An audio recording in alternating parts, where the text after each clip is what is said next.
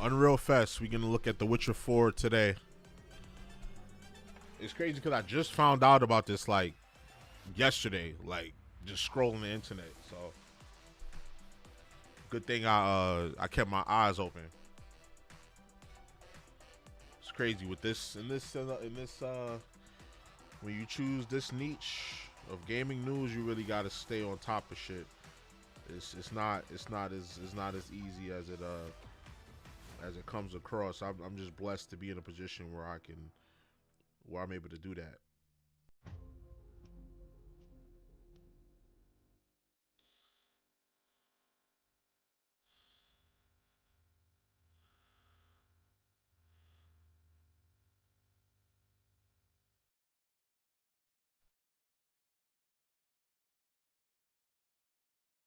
Gotta share the stream and shit. Let me get to it. Let me get to it.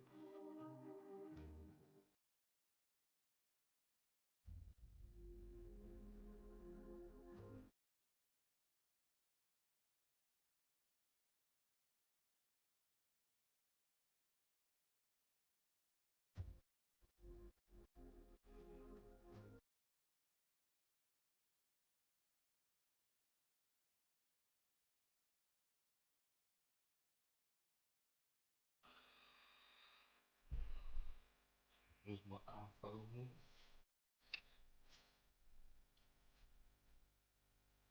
Easy.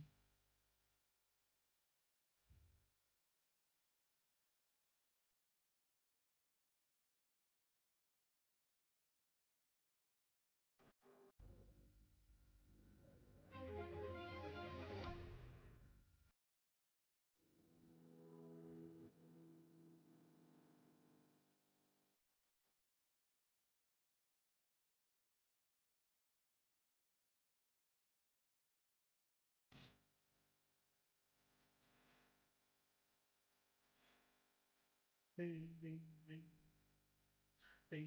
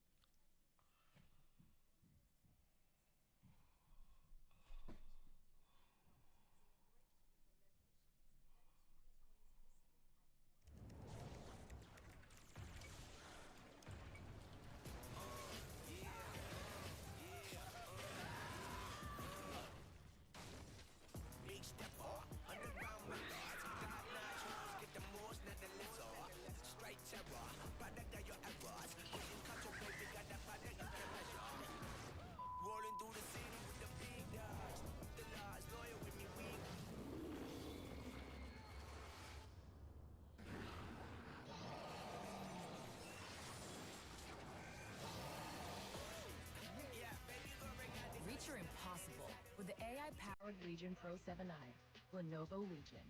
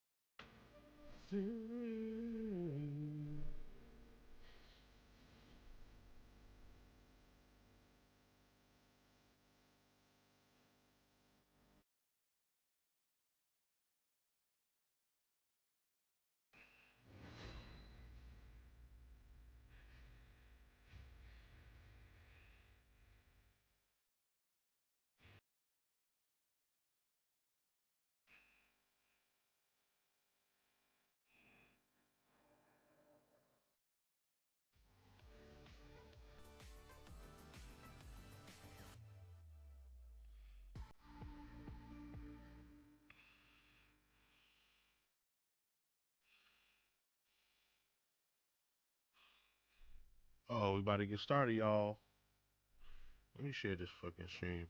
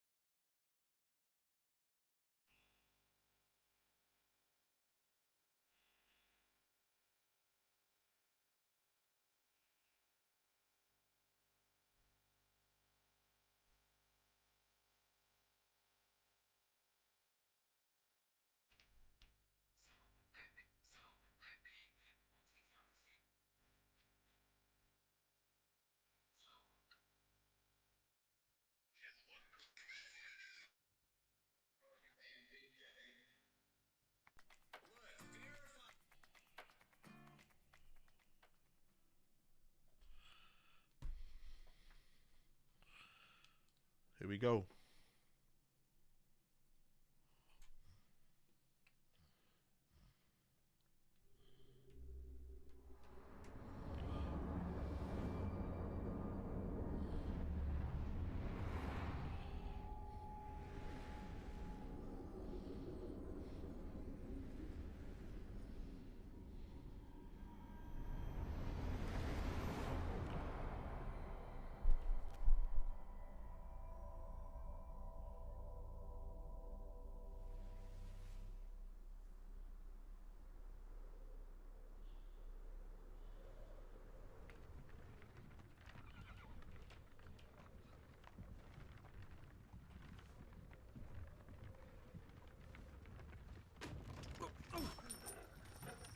Sleep, is he? The ploughing plonker. Break me pearlies on this blasted pit-ridden tract.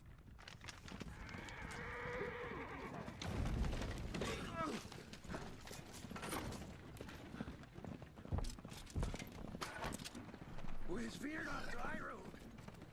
Aye, the devil's after him! Just running from!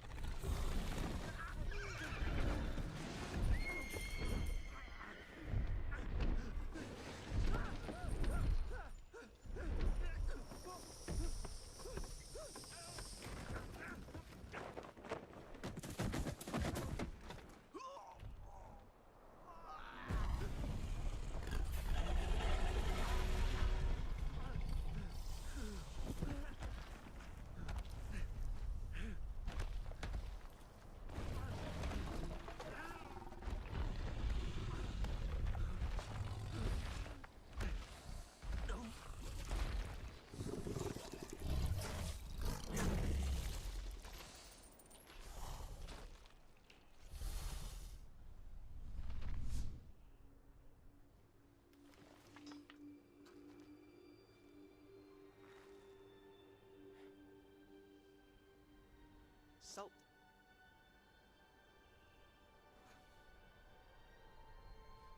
Almost had me fooled, Fruin.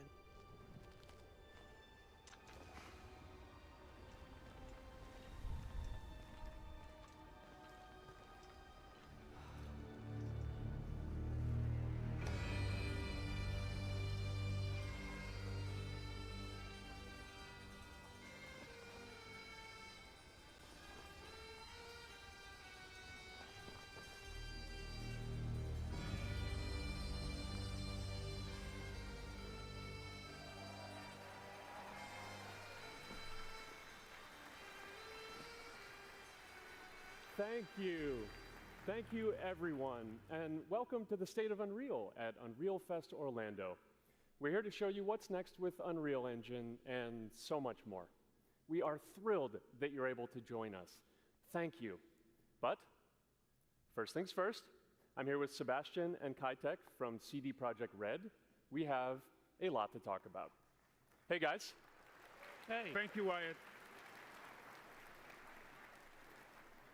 Thank you, Wyatt, and hello, everyone.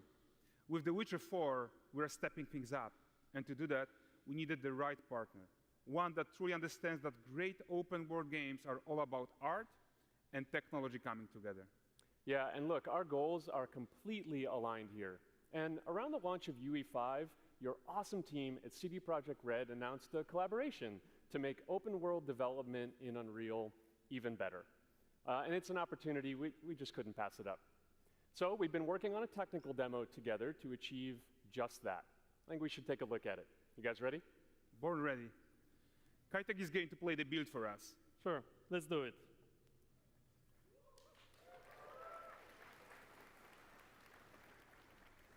This is a technological showcase set in the world of The Witcher 4. What you just saw and are going to see now is running on a standard PlayStation 5 at 60 FPS with ray tracing. So in the game, you'll be playing as Ciri, a professional monster slayer, a witcher. She explores the world and hunts down monsters for coin. The region we are in is called Kovir, and you'll get to explore it in a game. Right now, Ciri is investigating a monster, and after gathering new clues, she is heading back to a nearby village.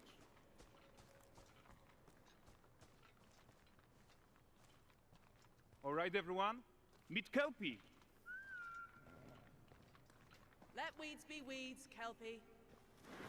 So just like Geralt had Roach, Ciri has her own loyal companion. We return to town. These two characters need to feel like one, since you're gonna explore the world on horseback, riding needs to feel seamless, natural, and just fun. Yeah, and to support that, we're introducing multi-character motion matching in Unreal. So Ciri and Kelpie, they're perfectly synchronized when mounting from any angle and speed. And we also support root motion movement on Kelpie, so controlling her feels realistic and grounded. And there are also some really nice improvements to our Unreal Chaos Flesh Solver and these machine-learned deformations. So you've got realistic muscles moving and stretching under Kelpie's skin without compromising the performance there.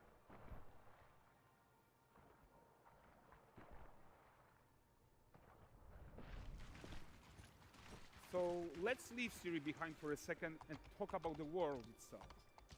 So much of the Witcher world is natural, organic, especially Kovir with its dense forest and wild nature. Yeah, and wild nature is hard. And with nanite geometry, we've freed artists from so many of their old constraints. But we don't want to rest until everything we do in Unreal has that same spirit of freedom. There's always more work to do. And foliage is a huge piece of that puzzle. So we are excited to introduce nanite foliage. And in order to achieve gorgeous foliage density everywhere, while still being memory efficient, fast to render, we believe that a new idea was needed. So instead of the same card approach we've been using for the past 20 years, artists should be free to take a nanite approach to foliage, modeling every single leaf and pine needle. And the old LOD tricks of the past, they needed a complete rethink. And in their place, it's a new adaptive voxel representation in nanite. It's volumetric, it's fully 3D, it is super fast to render. And these dense clusters of triangles turn into these cubes, which at a distance, they're no larger than a pixel, and they react to the changing light of our dynamic sun and our shadows, and they allow artists to render whatever amount of foliage is needed to achieve their vision without compromise. And no compromise means how ambitious we are when it comes to bringing our vision to life with incredible visuals. But more than that, together with Epic, we created faster way to load the world. We can now bring in more content more quickly for the smoothest possible experience as we fly down to catch up with Ciri.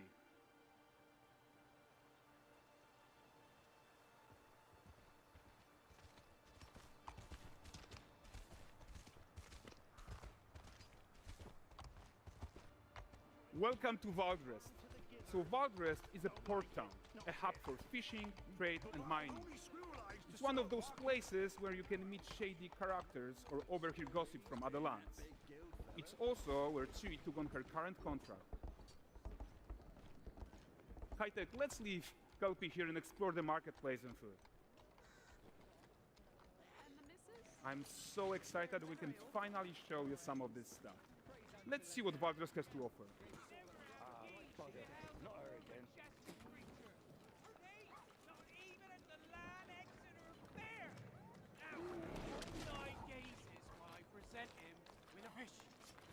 Furry rascal will often wait, and a bear's weight grants good fortune.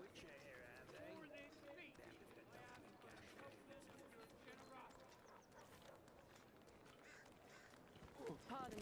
Guys, notice how responsive the world is.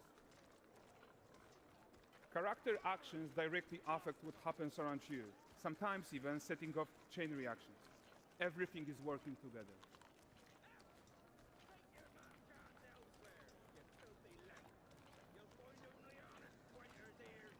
Oh, look at this poor gentleman being taught how to fly by an angry innkeeper.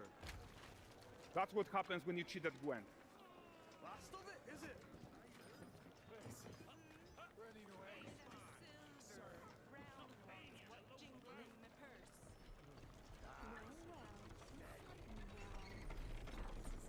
Okay, So this is the guy who gave the series Quest his own.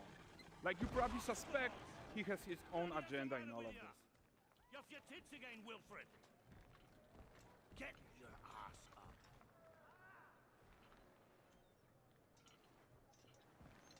A typical day's toil. Who in? With Churess. What news of my wagons? No eternity is taking that damn salt to arrive. I found them. And, well, suffice to say, they'll not reach you. As for the salt, I found not one speck. I presume this comes as no surprise to you. Now. Kavir's smuggling trade is of no concern to me. Shush, shush, shush. The manticore that flattened your cart and devoured your men? Quite the opposite. Manticore?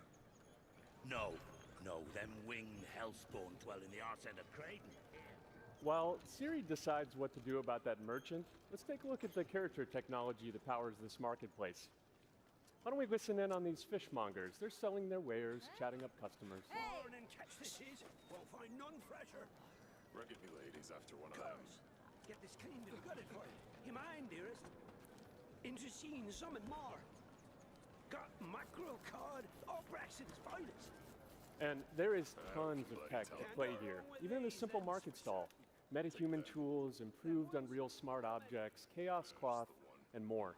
Yeah, and all of this exists to make sure that the gap in quality between Siri and NPCs is as small as possible. Yeah, and closing that gap, it's not just about fidelity, right, but also authenticity. They should react to changes in the world around them.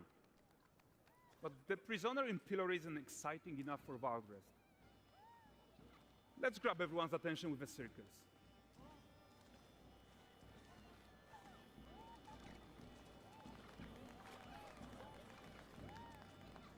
But the great performance deserves a huge crowd though. Let's crank it up.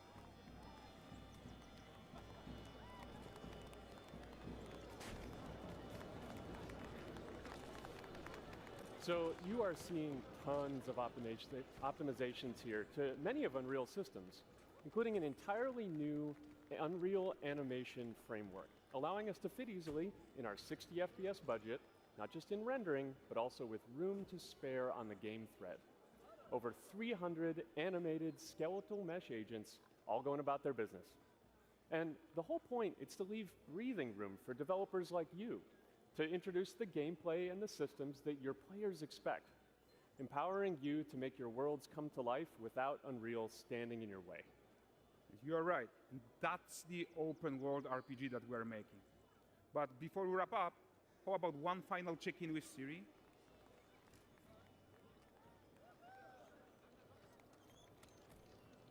We are making this game to be the most immersive and ambitious open world Witcher game ever. And we are making this a reality thanks to our work on Unreal with the team at Epic. I think what we are doing together is going to bring in a new generation of open world RPGs, and I'm so proud of what we accomplished so far. We are too.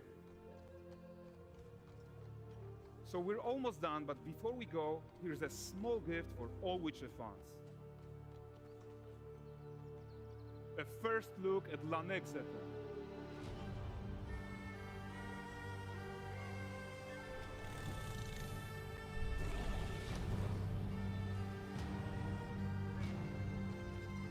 Onward, Kelpie. We've worked to do.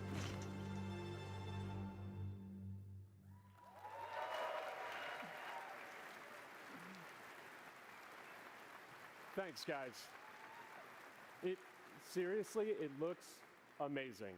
And we've also barely scratched the surface of what's coming in Unreal 5.6. So here's Julien to tell you even more. Thank you very much. Thank you so much.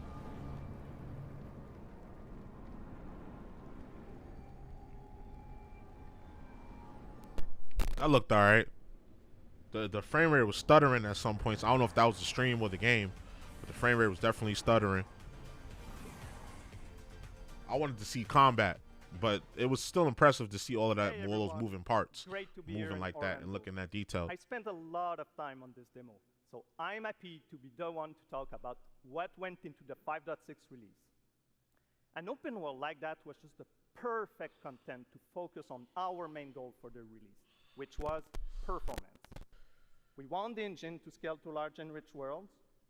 We want to preserve graphics quality. And of course, we want to deliver high frame rates that you and your players expect.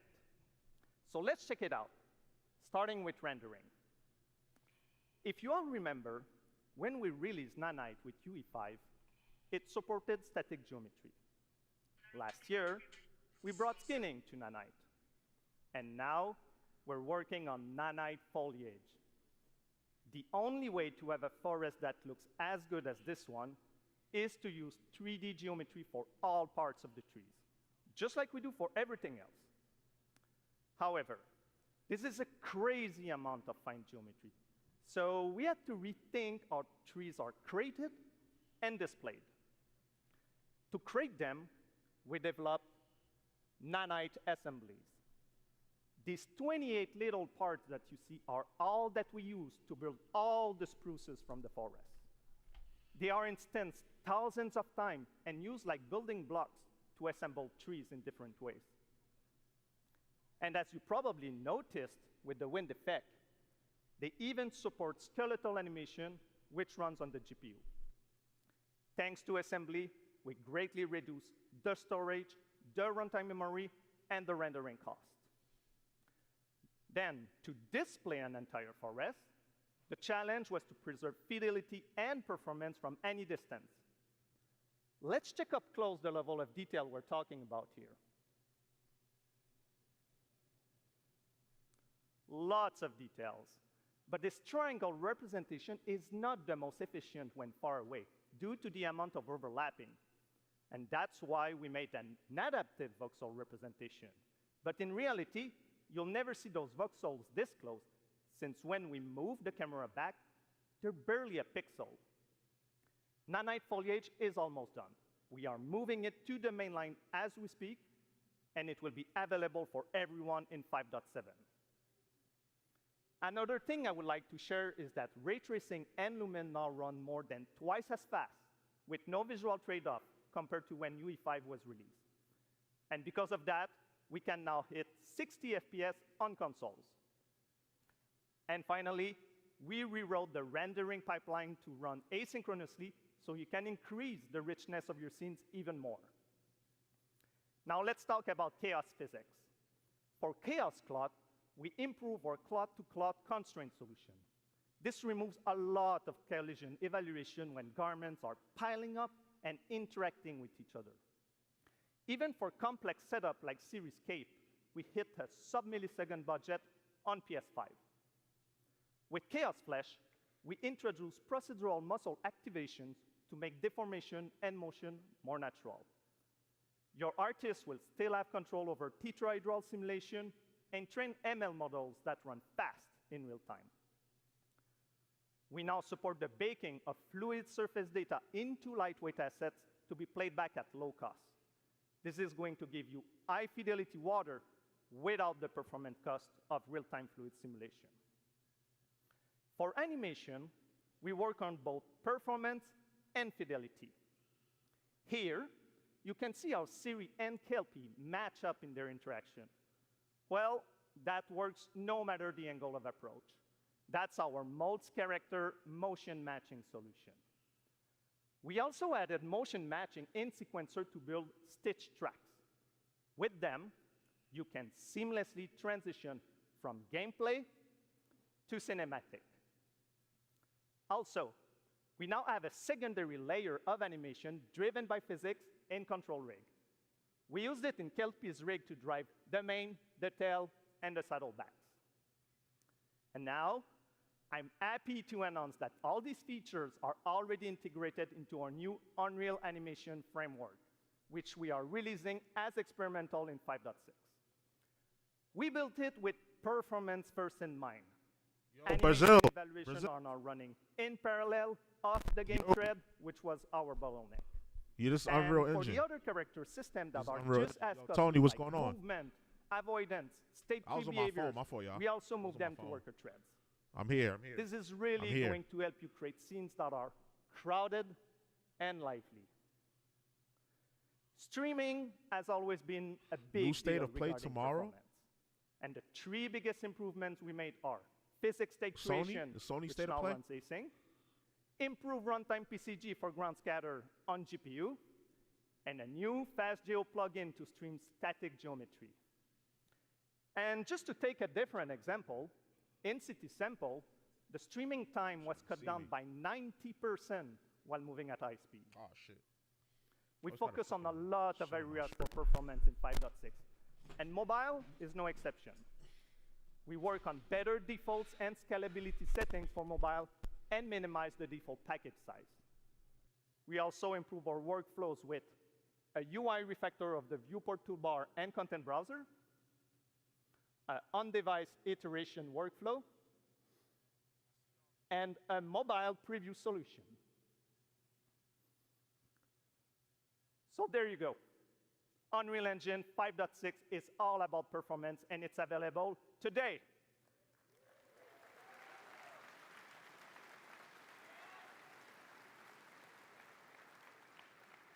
Please go, enjoy the tech talks and session we have for you guys, and come chat with us. And now, please welcome Chris from the MetaHuman team. Thank you, everyone.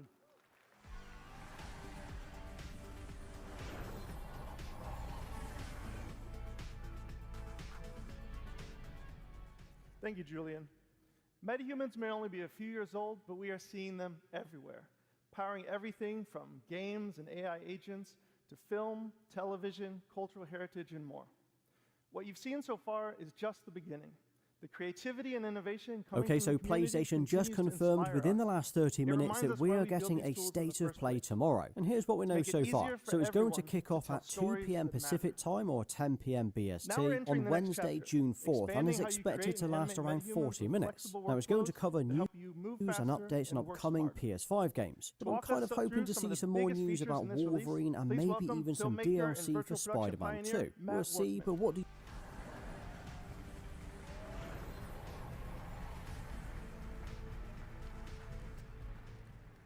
Thanks, Chris.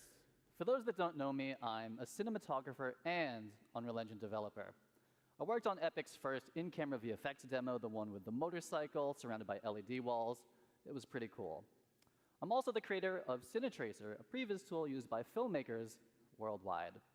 I've been using metahumans in my work since the alpha, and recently I've gotten some hands-on time with some of the new features coming in Unreal Engine 5.6.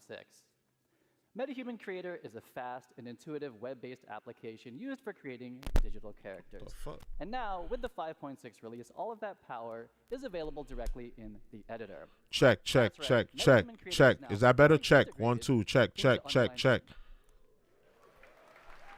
Is that better? I think it's pretty cool, too. You can create and work with metahumans directly in your project, keeping everything connected and Okay, in bad. context. Yeah, because And with the sometimes new this character wire, it has assemblies, like a metahumans shortage are in it. built locally, So making sometimes even it fucks easier up. to integrate them directly So I into just your unplug it pipeline. and plug it back in. MetaHuman Creator is one of Unreal's first cloud-enhanced tools. It means you work locally, but for heavy lifting, tasks like generating high-quality textures or building our complex face and body rigs, we leverage MetaHuman Cloud services, which deliver high-fidelity results without ever leaving the editor. And in 5.6, local assembly reduces the average MetaHuman export time from 15 to 20 minutes down to 2 or 3. The team tackled all this while dramatically expanding the core representation model and significantly improving visual fidelity. Basically, you can make even more diverse characters, they all look better, it's freaking fast, and it is in Unreal Editor on your local machine. And while those are all major improvements, we're just starting to scratch the surface here. That's better. Okay, MetaHumans have bet. always Cool. had amazing facial customization, and now Epic is bringing that same level. Apparently, they're of going to show control and Fortnite on this realism one, too. to the entire body. In UE 5.6, metahumans get a major upgrade with the new parametric body system, Okay. letting you blend between different presets Okay, or you're fine-tune blocked proportions using 'cause you're real-world a measurements bot. like height, You're a inseam, bot, shoulder so you're width, blocked. and even muscle mass. And here's the best part. As the body changes, so does the clothing. Fortnite is crazy. Yeah, The new people be Unreal making their Outfit own asset first-person automatically shooters on adapts there. Garments to the character's body, all in real time, no matter the proportions. Or As third-person someone who's shooter. built these kind of assets before, I can tell you this used to mean I manually want to dig creating into and the managing creator every studio body and variation. try some of those The new system the does give builds you the people are flexibility making. to create different sizes, and if you do, it will pick the closest match and fit that to the character for you. It makes building a wide array of production-ready characters faster and a whole lot more scalable. Yeah, I'm super excited to see what people do with the new outfit system. And that actually brings us to our next announcement. Starting today, metahumans and their accessories are available on Fab, Epic's one-stop shop for digital assets. This is the new MetaHuman channel on Fab, and there's already some great artists and studios sharing and selling content there. I'm going to shift gears for a minute. Matt, do you remember when Shit, we this unveiled stuff make MetaHuman me want to 2 make a years ago? game. Of It course. look like it's I easy to consider do now. myself MetaHuman's #1 fan, and I'm also guilty for being eternally online. So of course, I saw that demo, and of course, absolutely loved it. Some of my industry friends, they thought it was sorcery. We went from capture to final results in a couple minutes, and it made high-quality facial animation accessible to everyone. Well, today, we are taking it to the next level with a focus on real-time animation. We scoured the galaxy to find the best talent to demo these tools, and I think Matt has found just the right character for the job. Now, I could be wrong, but I think I cooked here. This guy is a true professional, tons of experience, and he's even going to be joining us via live You said, "I telecast think I from cooked." space, outer space. Let's go ahead and connect.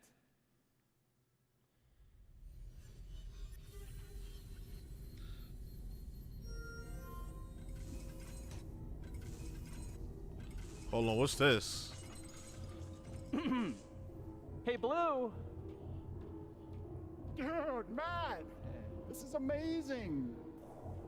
I'm making nachos in my nuclear-powered air fryer. Anyway, I was about to munch on this before the keynote. What's up? What's up is that this is the keynote. We're live streaming to Unreal Fest right now. Dude, you're live. Oh yeah, look at that. You people in your time zones. Hey, Chatterbox, can you turn it down? Like way, way down. I'm about to do a keynote. Yo, so what's up, Unreal friends? So get this, for the first time ever, you're seeing me live in real time. This isn't pre-recorded, it's not baked. You're seeing everything as it's happening. Oh shit, Neil. And it's all thanks to MetaHuman Animator. Just check out my alter ego, Corey. He's down there on stage with you guys, and as you can see, our movements are mirrored within milliseconds. Even the smallest expressions are beautifully articulated.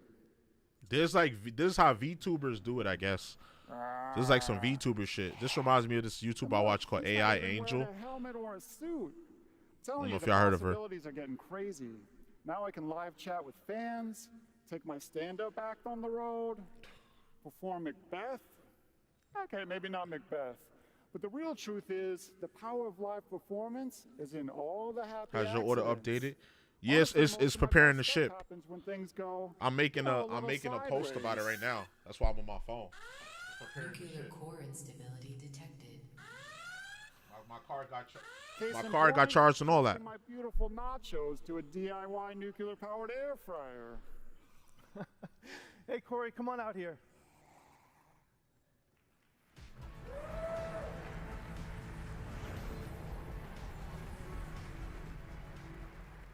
Corey Strasberger, everyone, the genius behind Blue and Xanadu.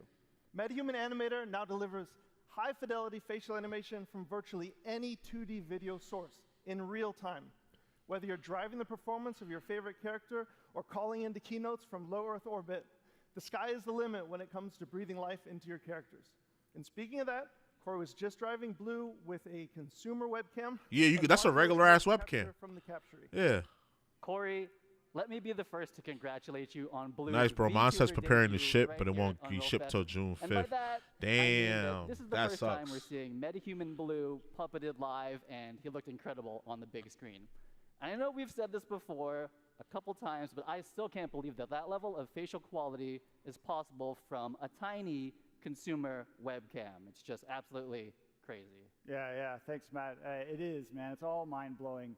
And for me, doing everything sort of solo, being able to see my performance like instantly is literally at the core of my pipeline. So I've been waiting for this quality for a really long, long time. And Chris, thanks to an amazing collaboration with the MetaHuman team, Blue is finally pure MetaHuman.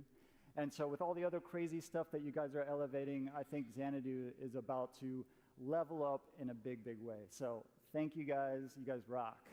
Awesome, man. It's been awesome. I'd like everyone to give a round of applause to Corey and Matt, and thanks for showing everyone. Thank you. Thank you, Matt.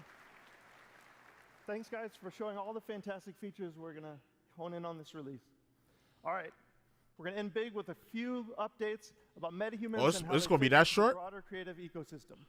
First up, Oh, they're going to end their today we're presentation. releasing 2 advanced All right, tool bro. I'm chains going to everyone. study for finals. I'll MetaHuman take it. Expression Hey, Editor good luck on and your Human. finals, bro. Let me know how you Expression do. Editor lets Good luck on your experienced finals, users man. fine-tune a character's expressions and expression combinations, whether matching scans or creating something completely custom, like a nacho-eating space alien. And our new groom tools simplify one of the hardest parts of character creation, high-fidelity hairstyles, making the process more intuitive, faster, and streamlining export directly to Unreal Engine. We've built these tools for our own teams to solve real production challenges, and now we're opening them up to the entire community. Next, we know you want support from MetaHumans in your favorite content creation tools, so we're working with partners to make sure that DNA and rig logic work. They show Witcher wherever 4. you Yeah, but it wasn't no combat. They were just are. walking We have saved around. the biggest announcement for last. They was We have walking updated around. the Unreal Engine license to include MetaHumans. You can use them everywhere, in every engine, in any creative software. Go make amazing characters and help define the future of digital humans.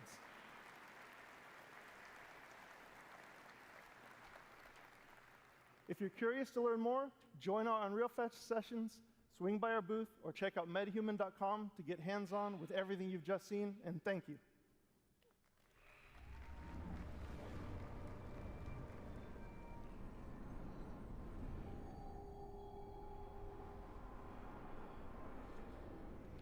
Yeah, they showed the gameplay, but it was just like walking around. There was no combat. I was waiting for combat.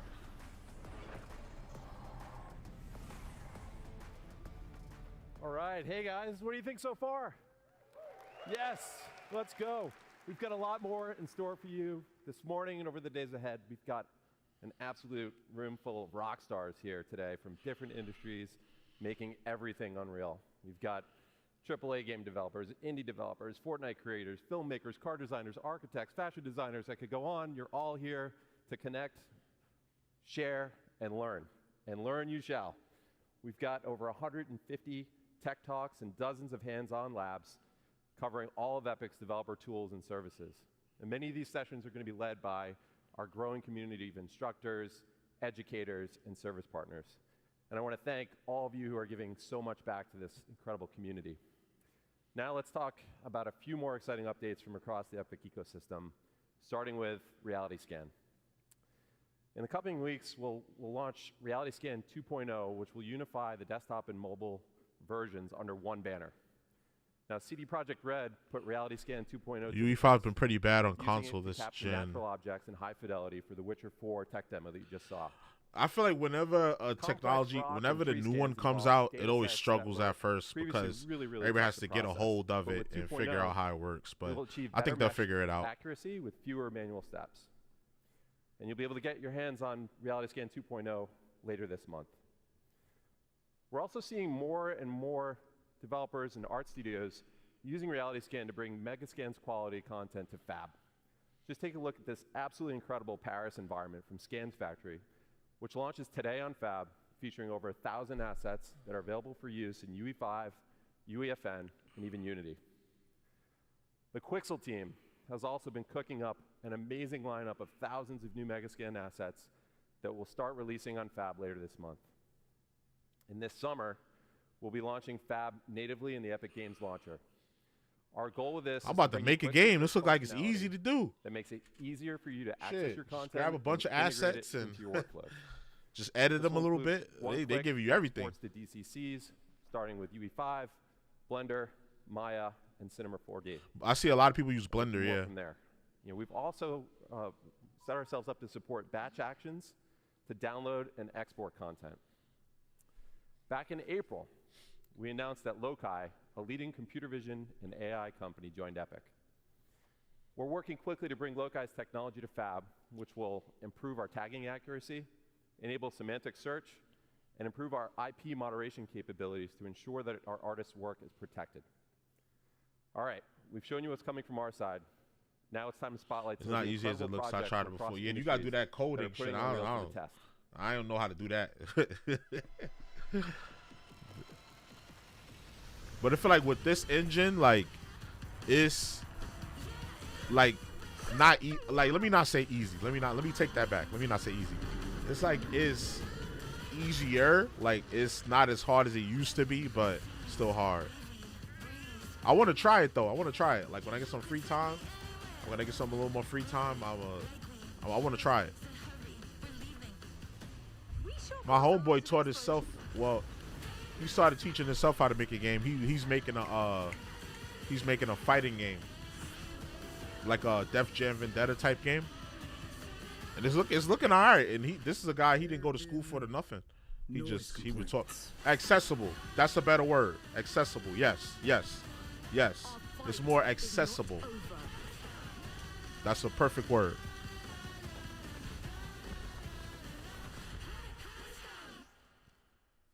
Awesome. You guys just raised the bar year over year. This year, one of our major goals is to make animating linear content. Because if I could figure out how to make a game, a lot of work to do still. But I got so many ideas in my head, bro. Features that have been if I could put that and battle tested by to some of the life, world's best studios, bro, I'd one be of them rich. is here with us today. I'll make $1 million. The third floor I has know I an would. impressive track record of using Unreal to make movies like Guardians of the Galaxy and shows like House of the Dragon. Here to tell you about their next incredible production is co-director of the new Predator movie, Josh Wasson. I might take like a Corsair course just to like learn how to do it, like get a little Corsair certification. In March 2020, I was working with director Dan Trachtenberg on the pitch for Prey when everyone got sent home. We had been dreaming of pushing previs into animation for years and had just finished our UE pipeline for The Mandalorian. Uncertain what would happen to movies in a post-COVID era, now is the time for Third Floor to get serious about finals. So while we're having a blast crafting scenes in UE for Prey, I got to show Dan the cool things we had brewing. And that led to an idea. What if Predator was an animated movie? Fast forward to the industry contraction of 2023, and projects started dropping like flies. But this crazy ambitious film with a crazy ambitious schedule materialized right in the middle of it all.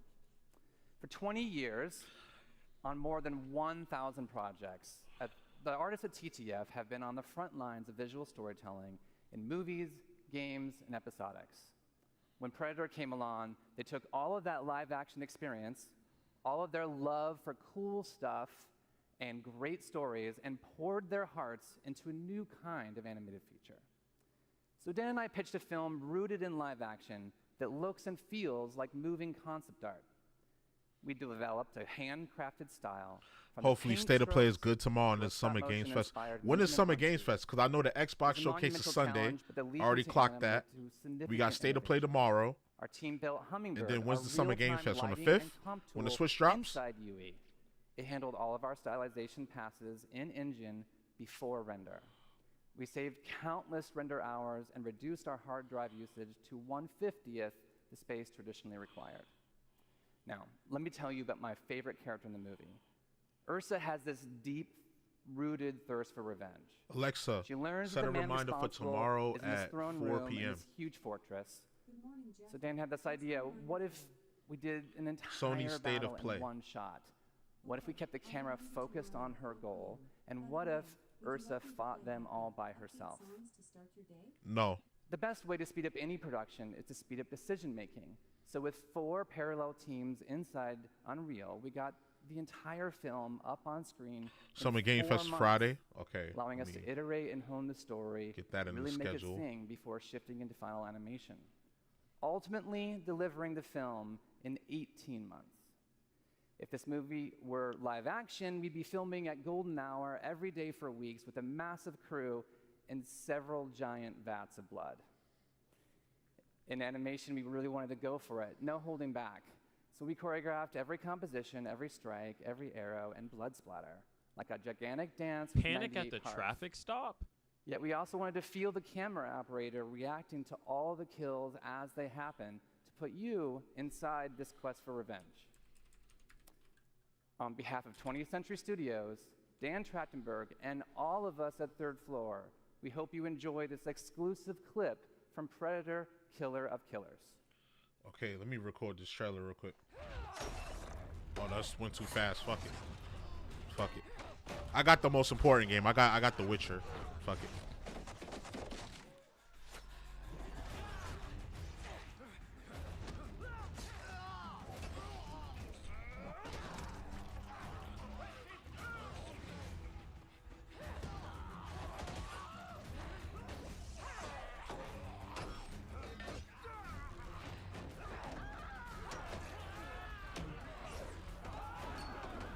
Friday, June 6th. Life is one long series of problems to solve. The more you solve,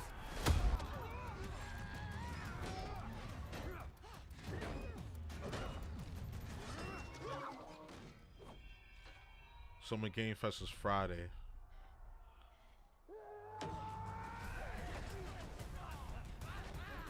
June 6th at, what's Eastern time? Okay, 5 p.m. Eastern time. Okay, Alexa, set a reminder for Friday, June 6th. Summer Games Fest 2025. 4:30 p.m. Thank you.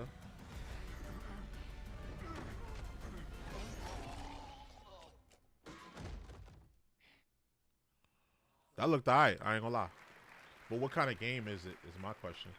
It's the Predator movie we've always wanted, and it's prevised, assembled, lit, rendered, and composited all in Unreal. And it's premiering this Friday on Hulu, so check it out. And congratulations to Josh and the team. Okay, Friday on Hulu, Predator. Oh, it's a show. I thought this was a game. There are so many incredible games that we can highlight today. Last year, we celebrated Black Myth Wukong from Game Science, which has now grossed over $1 billion since launch. This year, we're celebrating another example of a small team that's taking the world by storm. Clair Obscur Expedition 33 is an absolute masterpiece from Sandfall Interactive. And in an eerie case of numerical serendipity, Expedition 33 sold over 3.3 Nintendo's going to be at Summer Game Fest. Maybe they show days. more. Yeah, hopefully, because I want to cop that. Donkey Kong Bonanza. And it's now a serious contender It's the for Game first of the Year. 3D Let's hear open from world. Sandfall's I mean, co-founder, 3D Tom Guillermo. Donkey Kong game since 64, and I love 64. People hate it. Donkey Kong 64, I loved it. I had the bundle, the green see-through Nintendo. Expedition 33. I had that. It's an honor to be I'll able play to the shit share a out few that words game. with you today. When we began the development of Expedition 33 back in 2020, Unreal was starting to open up new possibilities for a smaller team like ours to create games in realistic 3D, with mega scans and later the release. Yo, they went crazy with this game. I can't wait to play this. I'm trying to get through Astrobot so I could get to this. As a small team, we always did our best to play to the engine's strengths, religiously getting every update to try out the new features and optimizations from Epic. This allowed us to keep our development focused on the element that would have the most impact on the game we were making. The visual identity of our world, the story and the characters, and of course the gameplay with this blend of turn-based strategy and real-time action. The Unreal Engine has been the key element empowering our small team to create our dream game, and I would like to thank all the people that contributed to the engine, both Epic for the amazing software they have created, but also the community for all the plugin, tutorials, assets, and resources that you can find online to get started.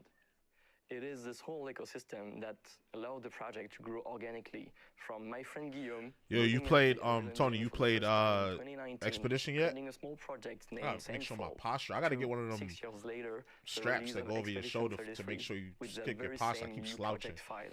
Make sure even though we are a small studio, keep my posture, we never keep my felt back alone straight. during this adventure, I ain't as we trying to felt be an we old always had man the back hunchback. of both Epic and the community, and we are extremely grateful for that.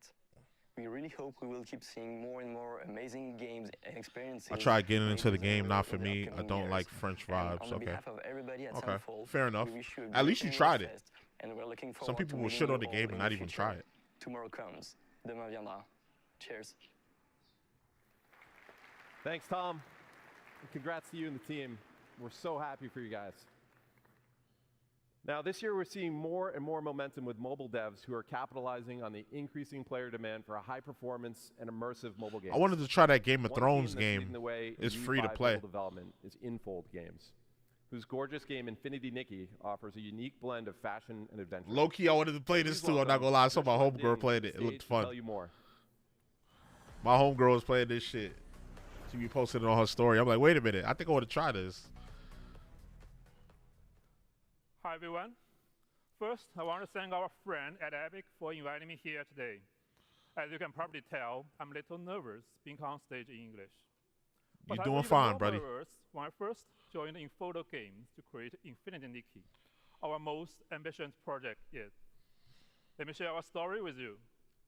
Our journey began in 2012 with just 4 people. Here are the games released before starting Infinity Nikki in 2021. Probably played it And for we're like still 5 hours. involved Might try to play it again.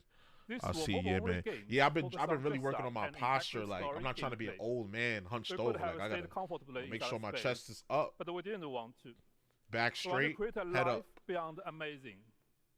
That means I gotta starting adjust new these experience monitors no one to, has ever imagined. you know, fit my That means natural pushing eye far level. Beyond current generation technology. I can't really Develop adjust this game one, but that this not one I only can. looks stunning, but stay emotionally touching for years to come. That means Infinity Nikki, our first Unreal Engine 5 cross-platform game with over 20 million downloads at launch, largely driven by mobile. We began ideating during the pandemic. Infinity Nikki is about finding a peace in a cozy open world, bringing happiness to everyone. Dress up is not just for style, it's a way to interact with the lively world, alone or with friends. From a technology view, our pillars should manage impossible things at once. Push-ups are High great for fidelity posture. Yeah, I've been graphics getting my that push-ups in. supports outfit I've been getting my customization push-ups in even daily. corporate mode. With over 1,000 I've been doing outfit that work, art that and more phone than workout 100 that I colorful showed you. character. Well, I don't know if I showed it to A you, huge but map it's on full of Android. fine details for deep beauty. And I just been doing Perfect for push-ups close-up separately camera shots. outside of that. And it Just, must run smoothly I'm trying to on get my platform. chest back up too, For all because you know I got players, fucking big goals. chichos on the side We here. had never launched a cross-platform game before, but we promised our community, our partner, and Nikki that we will give it our all. Yes, it was crazy. Unreal Engine 5 is about making crazy idea real. We had debates, even I had I be But I be with Unreal planking Engine too. 5, Infinity Nikki's vision I be come doing to like life. 1 minute plank. Lumen gave us movie quality lighting in real time. Open world tools like Word Partition help our team of over 1,000 people stay creative and work well together. I gotta get some Unreal weights though, Engine some 5's free new weights so I rendering could help tone our my, get my team arms toned bring up. amazing Cause you see versions my to mobile bicep is not really. I used to have Graphics mad support cuts up to make here, it but happen. I got them down here, Now let's but take a not look like at the not open like world. up here. We want to make a detailed So I had to buy world some for weights. players to I saw some explore. weights at Five Below. I gotta Our first map covers cop those. 400 square kilometers with dense vegetation and a dynamic ecosystem. We had to make sure memory and performance were never compromised, especially on mobile. Unreal Engine let us build a cross-platform GPU rendering system. With smart GPU culling and a level of detail control, draw core and triangle You stay said you in drink budget Friday, on all Saturday, devices. Sunday. 40 beers? What the We put so fuck? much care into this I don't detail. even remember the last time I I drank want to 40 share a beers. fan I, story this that past shows weekend what I Unreal drank. Engine 5 means I for drank our 3 players. beers. Three of them Beyond 24. outfits You know and how them open world. the 24 ounce This is in a it true come story in from a our 3-pack. friend since the That's child. all I drank for this weekend. My Now mom you and went I crazy, treat bruh. Infinity Nikki differently. 40 She beers. reads every item description, smiles when Nikki jumps, 12, and 24, changes into a 36. pretty blue outfit. 3 6-packs and then It does not matter 4 if she finishes the platforming. 4 Lucy's. When I was finally able to take her on a long-distance trip, she spent hours picking dresses and took many photos, even of a small flower by the road. Now I understand. My mom loves every small moment. We play Infinity Nikki in different ways, but we love each other the same. We hope you enjoyed this story. Well, at least you stretched it out over Hope 3 you find days. the Omen I didn't of the read that at world first. I building just saw Infinity 40 Nikki. beers. The Okay, coziest Friday, open Saturday, world Sunday. game Okay, for that, everyone. I used to do Thank that. you I'm for not your gonna lie. time, and I have used an to do amazing that. and real fest. I used to get the Bud Light, the Thank you. 30-pack, Wow, what a and I'd beautiful finish world that they've in the created. weekend. From Thursday All to right, Monday, there's I would one finish more that. amazing 30, like a UE5 30-pack game of you've gotta check out 12 that is ounce coming to the Bud Epic Lights. Games But I Store. had to chill on that. Please welcome Ken Kim, Yeah, CEO too much. of Yeah, that's a Geek little too Marble much. Monster, to the stage.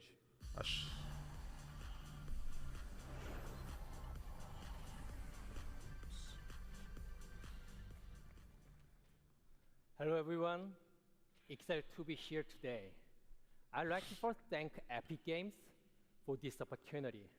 Hold on, I It's wanted a to great show you honor something. to Well, I'll wait introduce till the our stream is latest over. I'll show you. project here Remind me at later, Unreal because Fest. I want to show you Let me something. introduce Mongil As far as like Stardive. the drinking and shit. Mongil Stardive is the successor to Monster Taming, a game we first launched Some back in alternatives 2013. that we could probably start Known as using. Mongil in Korea, the game was a huge success, surpassing 10 million downloads just in Korea.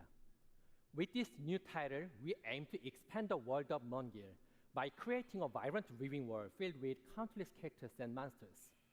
To achieve this, we chose Unreal Engine 5, which allowed us to capture even the most subtle emotional expressions of the characters, making the I was world of hungover Stardive yesterday. truly come alive. Was getting those This cold was the sweats. I best kept choice hearing for voices. delivering Oh a nah. seamless cross-platform experience Yeah, you on went a both little PC, too overboard console, with and it. mobile. One of our key goals I remember is when I used to provide players a go through whole that. new gameplay That was when I was experience by giving I was each and drinking like every every day. character deep narrative and each own unique control system. That means every time you change characters, it'll feel like you're playing a different game. And this transforms Stardive from a simple action game into a truly immersive adventure. Okay, here it goes, Moreover, right here. the monsters in Stardive are not just enemies. They can be tamed, nurtured, and become your companions along the journey. I don't know if Depending you on heard their of that, traits, but like they can also it's be called used to craft ketones or weapons something like that. or used as Like ingredients to cook, adding a deeper layer you of get strategy drunk. and connection Like to the game. it's scientifically Each monster made is to living, where growing creature, it gives your transforming brain the conventional feeling that concept you of feel when monster you're drunk. collecting into a meaningful dynamic relationship. So, but it has The no Epic alcohol Games in Store, it. with So its I want to global try these, reach but this shit, and strong as you can see, it's community, expensive as is the fuck. ideal platform to connect with players around the world. We are happy to announce that Mongil Stardive will be exclusively on the Epic Games Store for PC. Pretty much alcohol withdrawals, Now, draws the worst I'm excited hangovers. to Yeah. show you a brand new trailer from the game. Shit, crazy.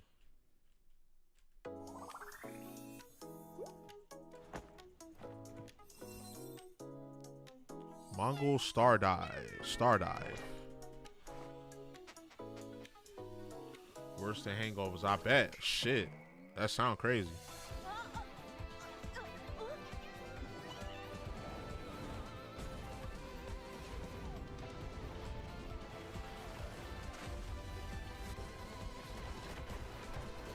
That's the hardest part to get through when you're trying to like chill on the drinking, like the withdrawal period. Like you really want it, you try to hold back against it. I'm so behind on these games. They put out so many damn games. I don't know how like they expect people to play all these games. Thank you. And they're all long, We hope to see you 100+ at hour tomorrow's games. session. Speaking that of our friends seemingly at never Epic end. Games Store, let's hear from Steve Allison.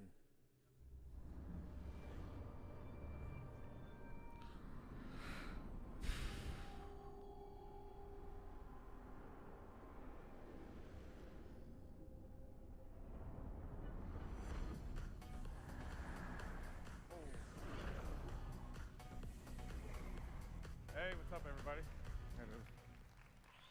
Thanks. Yeah, I've been looking into like alternatives and shit. To the Epic Game Store, exclusively You at know, launch on and PC, and taking these advantage is what of I our came Epic up with. First I Run what program popped up. to keep There's 100% also this of the other first one. 6 Hold months of on, net revenue. I'm gonna show you this As other you shit. know, our that I industry is found. living through significant headwinds right now, and the Epic Game Store offers all developers a toolkit for maximum financial success that starts with our 8812 rev share and just gets better from there. Now on Epic, our back catalog program, like Epic First Run, allows you to keep 100% of net revenue for the first 6 months on back catalog titles that you bring to the Epic Game Store. And for Unreal developers, Launch Everywhere with Epic reduces your engine royalty rate. Apparently from those 5% taste good too. to The other link I 3.5% sent you. on all platforms and stores when you ship your UE-based games day and date on the Epic Game Store. And remember, Unreal Engine developers pay 0% royalty on all Epic Game Store sales where we process payment. Additionally, you also have the option to use any in-app purchase payment solution you want, and when you do, you keep 100% of that IAP revenue. We want to do everything we can to help during this critical time to maximize your success, so we have added another tool to the Epic Game Store toolkit. Starting June 1st, we've changed our initial revenue share to 0%, so that you receive 100% of the first $1 million in net revenue, and then 12% to Epic after passing that threshold. Woo, that's fire. So you Pretty keep cool. your whole That's milli. awesome. You keep your whole milli. You make a milli. You keep your whole And this joint. change That's is per fire. title and per year. So this applies to new titles and back catalog releases and all existing and future Epic Game Store partners. I'm about to and start their making some titles games. on both Shit. PC and mobile benefit from I'm this about to change start making some immediately. games in this bitch. And so life to date, Hold we've on. paid our developer and publishing partners over $2.1 billion, and we're just getting started. So let's Damn, talk they a paid little out bit about what 2.1 billion. So even after years of building the store on Nah, PC, we gotta start making we games, know bro. There's still a ton of work to be done to deliver a world-class experience for our over 70 million monthly active users. And in the coming months, we'll be rolling out long overdue features on PC that will move us closer to that vision. Download Manager 2.0 was released just a few weeks ago, and preloading is coming finally in September. Gifting is targeting a release in time for the holidays so that you can gift games to your friends. And our revamped social is rolling out this year, and will connect our What am PC I and looking mobile players for? together with game-independent voice chat, text chat, and parties, along with robust game invites for third-party games. And this will be the building block for several innovative social features on the store. On ongoing launcher improvements that will make the store feel great to use. And of course, delivering a great player experience means meeting players wherever they are, which is why mobile remains a key focus for us. We've already seen strong momentum on mobile with over 40 million installs to date, and we're pushing hard to hit 70 million by the end of the year. The Epic Game Store is available globally on Android, and we are continuing to expand our global footprint on iOS. Today, it's available on iOS in the European Union, with upcoming launches in Brazil, the UK, and Japan, as new laws in those countries come into effect. In Q1, we launched with a curated selection of third-party titles, and as of today, there are over 70 games live on the Epic Game Store mobile. I hope the new with Gears more game being gets added shown regularly. This deliberate at the phased Xbox approach show in ensures Fable. a high-quality I hope so. experience as I we hope so. gear up to open the store to self-publishing in the near future. In March, to accelerate installs and to keep players coming back week after week, we brought our weekly free games program to mobile. So each week, as we do on PC, we are partnering with developers to give players at least one new free game directly through the app on both Android and iOS, celebrating the best of premium mobile and partnering with developers on content packs for free-to-play games. Our focus is getting the Epic Game Store mobile to 1.0. This is defined by two major new additions to the store, and the first of which is rolling out very soon. We're launching Epic Web Shops in July. Developers will be able to come into our tools and easily set up a shop for in-app purchases for mobile and PC games. And through Epic Web Shops, you can leverage our industry-best rev share and offer players a better deal with bonus offers. And as an extra benefit, all players spending on Epic Web Shops also accrues Epic rewards on all purchases. These shops will live on the web so that you can steer your players to them. And we're democratizing web shops by making them super easy to set up and available to all developers. And second, we'll be launching mobile self-publishing tools in Q4 and opening up the store to all mobile developers to set up and distribute your games. Well, that's it for me today. If you want to learn more about our plans for the Epic That's Game kinda Store, cool. join us today at 3:45. And now, Hannah Lowry will join us to share what's new in the Fortnite ecosystem. Thank you. Yeah, I ain't watching. That's like some more business shit. I don't know. I ain't watching that. Y'all getting one stream out of me. That's it. You get one stream out of me today. I gotta work later anyway.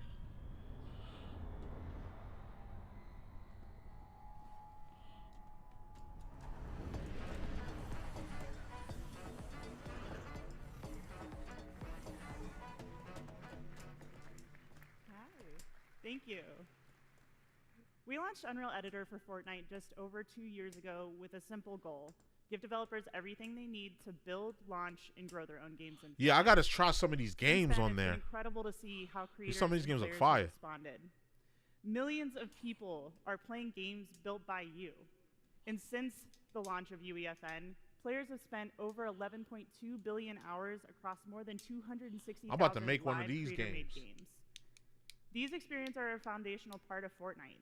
Creators are leading the way by reimagining live events in Fortnite and driving players to the ecosystem. In fact, this last weekend, Super Red vs. Blue by Jogo hit a major milestone.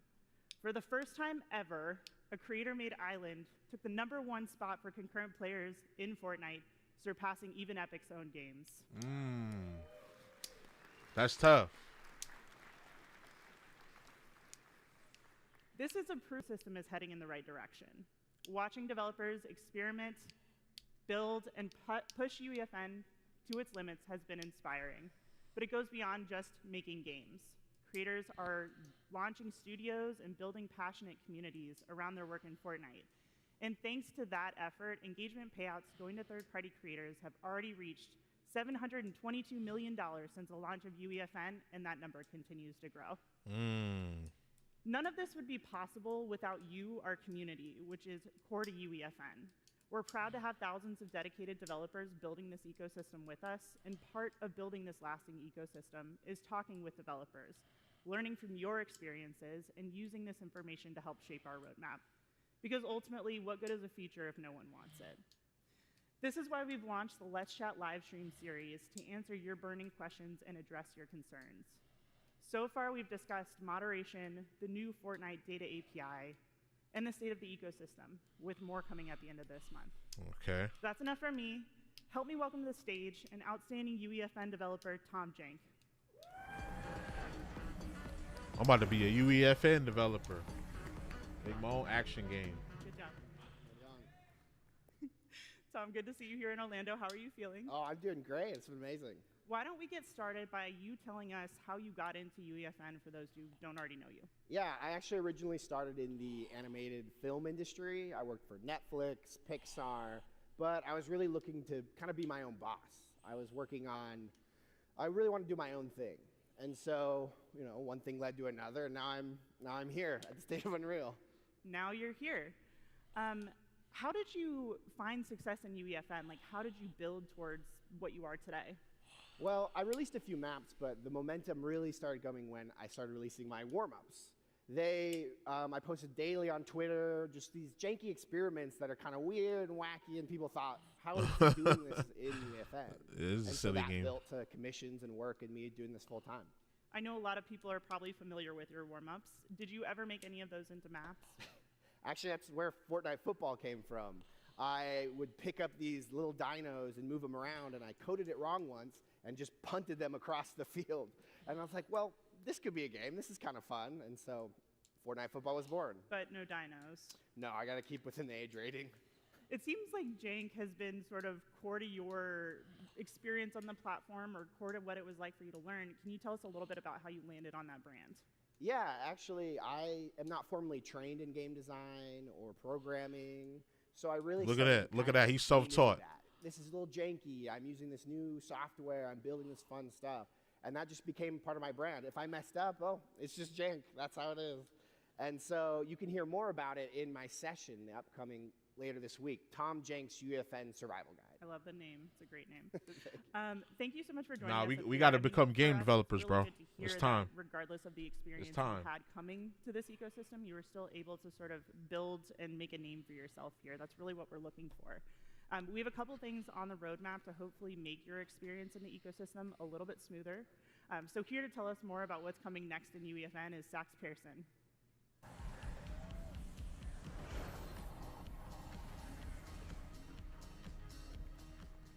Thank you, Tom and Hannah. Let's start with an update on a much-wanted, often delayed feature, Scene Graph. Scene Graph is one of those foundational pillars that we really want to get right. And I'm pleased to say that the first release of Scene Graph is coming this Saturday, June 7th. Scene Graph is the foundational layer of the engine that unifies the editor and runtime representation of the scene, making everything you built accessible through verse code. In the editor, Scene Graph enables rapid construction of rich, detailed environments by organizing entities into a clear hierarchical view. Repeating elements like desks or chairs in an auditorium can be converted into prefabs, simplifying management, enabling easy variation. And at runtime, your verse code can traverse the same hierarchy to dynamically modify the scene. So whether it's moving a platform, adjusting a light, changing a weapon's ammo count, everything is done in Scene Graph.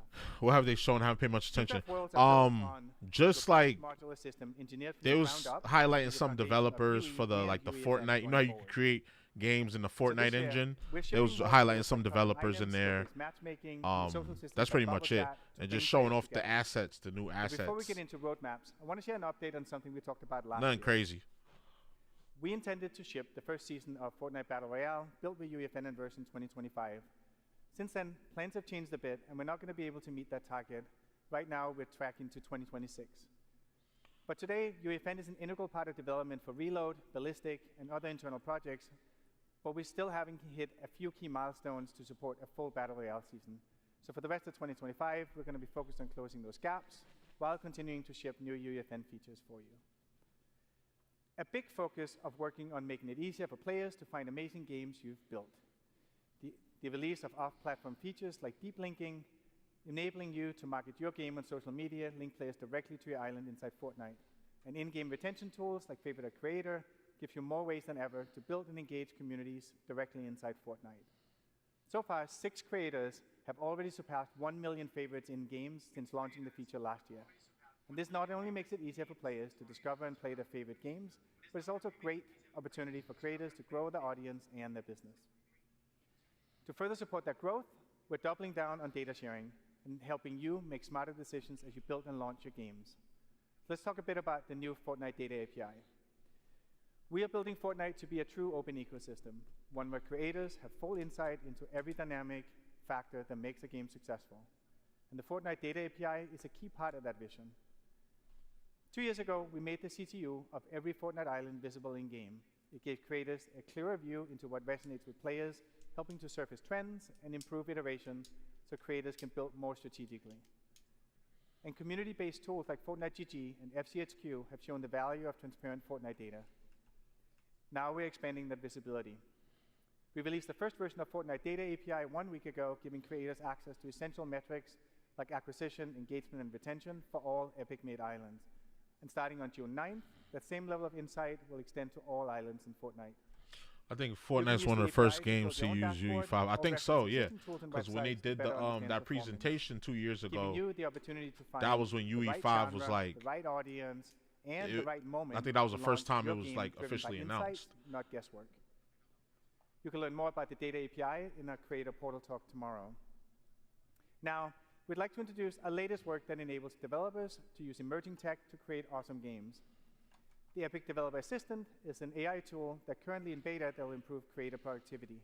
It's a general-purpose chatbot that can guide you through developing games in UEFN, and it'll even generate verse code from simple prompts. Please welcome Heather Storm, who will help us drive a live demo of the assistant. All right. Let's go, Heather. I see you, Heather. Hey, everyone.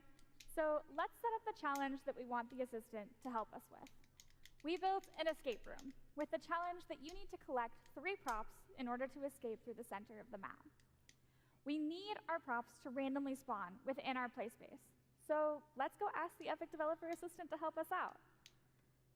Now, I don't want to subject you to my typing skills, so we're going to copy and paste the prompt directly into the assistant. AI is taking over. Hey, assistant, I need some verse code that will randomly spawn 5 creative props in the map.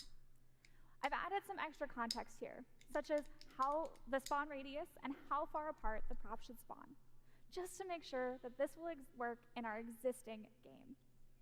We'll also make the props respawn every 10 seconds to make it a more challenging experience for our players and me.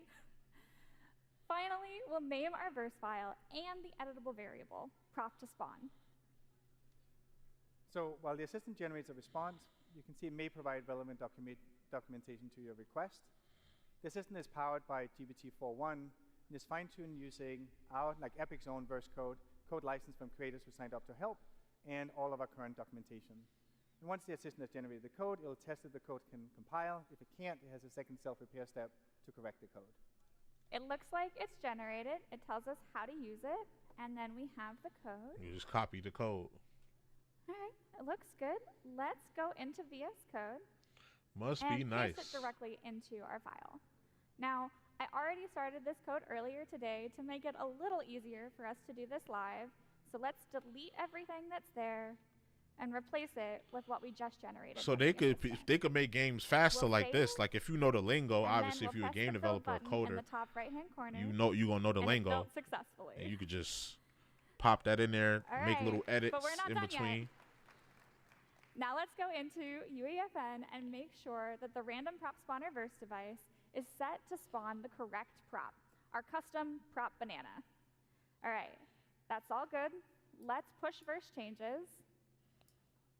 And finally go in to live edit. When this loads, we'll be able to test that our random spawner code works, making sure that our bananas spawn randomly and that every 10 seconds they move. We gotta collect 3. She made that look so simple. Now we can escape. But I bet you that's just hard. And that's it. Now our team can continue to iterate and refine our game. That's gonna add like so much like it's gonna make game development so much more like faster for people that know what they're doing. Workflows, and eventually it'll be directly integrated into the editor. You can try it for yourself right now on the Epic Developer Community site as it enters beta and is live today. Thank you, Heather. Shout out Heather. All this is all part of a bigger mission to give creators more power and flexibility to bring your creative vision to life. Another example of this is how we've redefined what's possible through deep IP integration. We've been collaborating with the leaders in film, television, music, and sports since Fortnite's earliest days. It started with a few iconic outfits in Battle Royale and has evolved into entire seasons shaped around cultural experiences that players love. We wanted every creator to be a part of that adventure, so last year we kicked off a movement that started just that. We worked with brands so creators can build with world-class IP. A simple one-click agreement, pre-negotiated share of the engagement payout, and all the brand safeguards that we've developed that allow every IP to integrate into Fortnite seamlessly. As a first partner announced, aren't they on 5.6? Yeah, 5.6. That's what they on. They said it earlier. Lego Fortnite universe with original games in the beginning. And on June 17th, they're unlocking a highly requested feature, the Lego Brick Editor. It launches with 50 classic bricks, 42 colors, giving creators the power to build with Lego, brick by brick, in Fortnite for the very first time.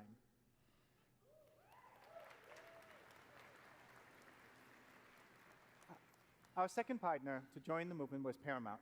We welcomed Teenage Mutant Ninja Turtles to UEFN last fall, and from Pizza Tycoon to the wildly popular RVBB experiences to TMNT Dimensions, we've been amazed by your creativity. They put out a Shredder solo comic.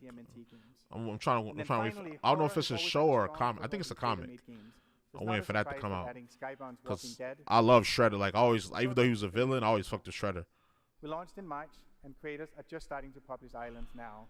And so far, UE5 looks amazing. Its performances. Yeah, that's what I've noticed. Like a lot of stuff with UE5, like visually, it looks beautiful, but there's like performance issues. There's frame rate stutters, there's popping and stuff. So they really got to tee up on that respect, on the performance part of it. Even during The Witcher, it was like kind of stuttering a little bit. And creators will be able to build their very own twist on the world's most intense playground. Oh, Squid Game? Uh-oh. New game systems like the Disguise device in the hands of creators so they can be their very own game master. Squid Game tools will launch on June 27th. Wait, Squid Game 3? Squid Game, and creators will be able to publish the islands later this summer. Squid Game 3 about to come out? I didn't even see the second one. What the fuck? I'm slacking. That'd be Shredder's Revenge? No. Creators doesn't stop with Squid Game. Avatar: The Last Airbender. That's the side-scrolling one, right? The classic, the beat 'em up, the side-scrolling beat 'em up. I think I have that on Xbox. The bending gameplay in Battle Royale. So we one of these consoles I got it on. Avatar-themed tools and devices to UEFN next year. That means you, the developer, can use. Yeah, I have it on Xbox. To build your very own authentic Avatar games. Together with these amazing brands, we're expanding the library of iconic IP that creators can use to make games in Fortnite. Our aim is to give you everything that you need to build awesome games using the power of Unreal Engine, share them with millions of players in Fortnite, and get paid when people love what you've made. Huge thank you to everyone for what you've done so far. Those old school beams, yeah. I had to finish that. I think I have it on Switch too. I don't know. It's really important that we have they released it for free a couple times on Disney one and of these Epic platforms. have So. been working together for years, building immersive entertainment experiences for players and fans around the world. But I know I have it on Xbox. Sean Shaptar from Disney is 'Cause here to I actually tell us did a about video what on we've been that. working on lately and where we're going to go, including a huge surprise for the creator community. Uh-oh, what they talking about?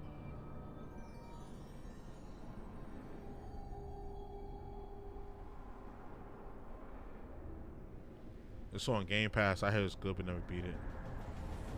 I enjoyed what I played. It was fun.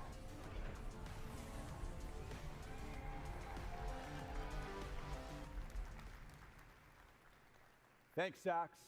For more than a decade, Disney has been leveraging Unreal across film, television, theme parks, and games. Oh, you got them And Travis that Scott momentum is song. only accelerating. As we announced last year, we've partnered with Epic to build a transformational entertainment universe that will bring all of Disney together. And Unreal will be foundational for delivering. Oh, you got the on that Versace shared watch vision. on? Okay, okay. Let's take a look at some of the amazing experiences Epic and Disney have built together over the years.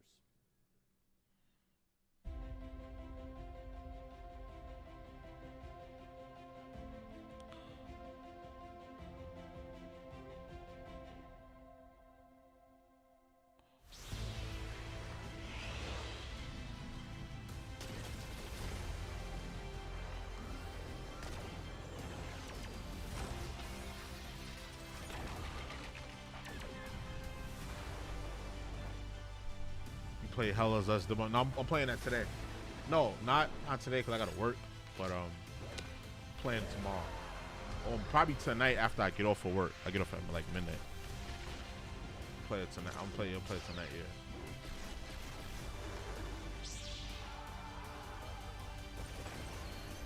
Definitely. I was thinking about streaming it, but nah. I'm gonna just play it offline and then just edit it up. Like I looked at Radbrad's playthrough. It took him an hour to beat it, so I could make an hour-long video, chop it up, edit it, make it funny, and then put it up as a video. Just a few weeks ago, we launched Galactic Battle, our most ambitious Star Wars Battle Royale collaboration You played it? in Fortnite to date. As part of this season, we partnered with Epic and Team Beyond, who are here with us today, to debut the Star Wars Watch Party Island. For the first time ever, we brought a Disney Plus series into Fortnite. Players got early access to the first 2 episodes of Star Wars Tales of the Underworld. Oh, so that's before what that they was. debuted on Disney Okay. Plus. The environment went far beyond a typical linear viewing experience. Fans battled waves of stormtroopers, explored iconic Star Wars locations, and unlocked exclusive in-game rewards. We are excited about the possibilities that social experiences like these represent for the future of linear content consumption. It was a first-of-its-kind moment, and fans showed up in a big way. More than 5 million players visited the island, spending more than 1.7 hours watching together. But that's not the only surprise we launched together recently. We also partnered with Epic to bring the first-ever AI character into Fortnite. A historic moment for video games, and we did it with one of the most iconic characters. The Vader. Yeah, there was some issues with that. People were having with For that. the first time, players could have real-time conversations with Vader, powered by conversational AI. This experimental feature offers a glimpse into the future, showing how Disney and Epic are responsibly embracing emerging technologies to expand the boundaries of storytelling. Crazy how and Fortnite still has a reimagine massive what's player base. possible in Yeah. gameplay. They keep up with the Innovation has times. always been at the core Now, of some Disney's people might DNA. say And it's this moment with ridiculous how Vader they just is put another every example character of from how we're everything continuing to inside of it. build on But this I say, legacy why not? It's a in video new game. and exciting ways. Why not? That's Let's what's take a kept look. them relevant. Since 2017, this game has been on. Been going.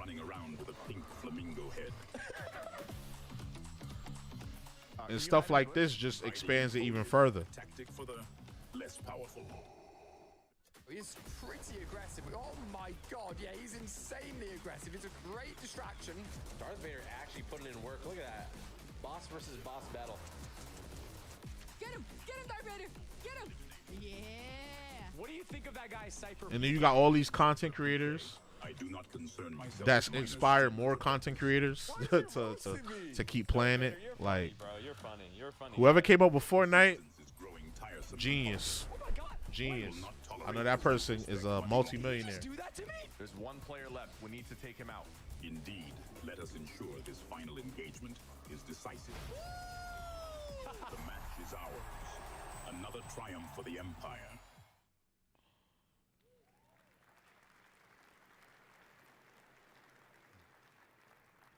Now, as we look ahead to the next chapter of our relationship with Epic, we're inspired by the movement Sax just spoke about. One that puts creators at the center. I got a new chair. As part of our This shared armrest is vision to busted. build that transformative entertainment There's only one universe, armrest on here. If bringing the I creator don't know if y'all ever community noticed into that. this universe has been a foundational part of our plan from the beginning. We want to empower our fans to build their own experiences with the characters and stories they love. Storytelling is at the center of everything we do at Disney, and we believe there are incredible storytellers outside our own walls. That's why I'm excited to announce today that we will be bringing Star Wars to UEFN. Okay. So people can make their own Star Wars games? Giving all of you the tools to tell your own Star Wars story. Okay. We're actively working on this and look forward to sharing more. This marks an important step on our journey to transform entertainment, and the creator community will play a huge role in helping us realize that vision. Thank you, everyone, and back over to you, Sax. I know all the hardcore Star Wars fans, they're whoring the IP. People are going to make a bunch of shitty games. Like, Bringing Star Wars to UEFN relax, guys. is going to be a massive please. unlock and a huge moment for creators and for Epic. It also underscores that this is the right approach. Relax, to work like, for go IP outside. holders. And in the Go end, outside. players win with more games with their favorite IP. Skill Up did a Mario One of the World many first ways that impression. they're collaborating We with open Disney that up. to bring their IP to players in new category-defining ways, including most recently with Darth Vader in Fortnite. As game developers, our job is to entertain players, and AI is ultimately a tool to make games more fun and immersive. It enables infinite possibilities for two-way dialogue, just like we saw with Darth Vader. And as the next step, we want to take what we've learned and share the underlying technology with you. So later this year, we'll give creators the tools to build your own engaging AI-powered NPCs in Fortnite.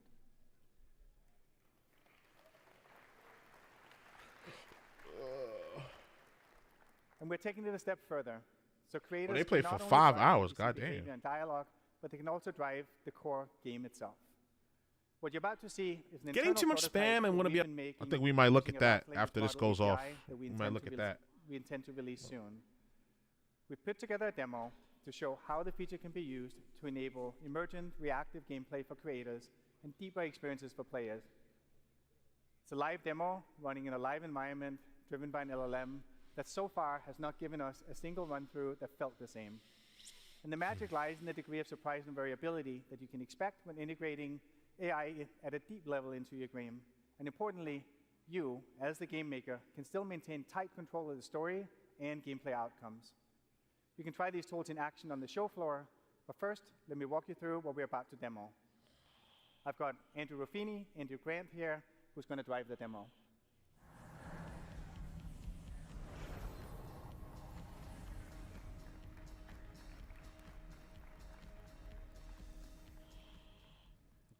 This demo is going to be a conversation with an AI entity controlled by the LLM. The AI character has a singular goal: make you press the red button.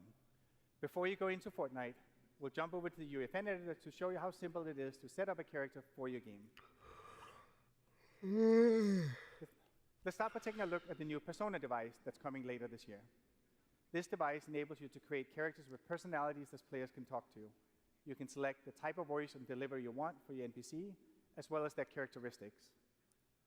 We specified all our facts in verse code, so let's jump over there to see how we define for what we define for our character. So facts define both the personality of the AI and the knowledge that it has. All facts for the character is right there. The prompt we inputted for this NPC say that it's a mysterious cosmic entity named Mr. Buttons. Its ultimate goal is to guide me to press the glowing red button with comedic finesse. The code provides the AI with facts about the contents of the world and guidance of how it should interact with the player. It's about 20 lines of text in total. The Verse API enables us to adapt facts in runtime and to receive structured responses, allowing the AI to directly affect game state. All right, Let's jump over to Fortnite and see how this all comes together. And remember, like the AI insistently, the only sole purpose is to get the player to press the glowing red button. All right, take it away, intro and intro. All right, here we go. Hello there. I am Mr. Buttons, purveyor of cosmic curiosities and insatiable conversationalist. What brings you to this spectacular catwalk, my friend? Perhaps a yearning for the unknown.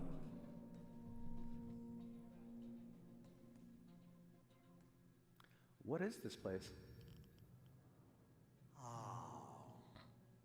This, my friend, is a cargo room. But not just any cargo room, oh no. It's a portal to possibilities. A stage for the unexpected, though a bit dusty if I am honest. What does the button do?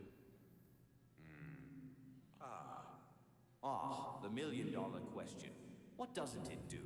It's a gateway to glory, a ticket to transformation, a symphony of, well, you get the idea. It does things. What about those signs that say, do not press button? Signs, you say? Shenanigans.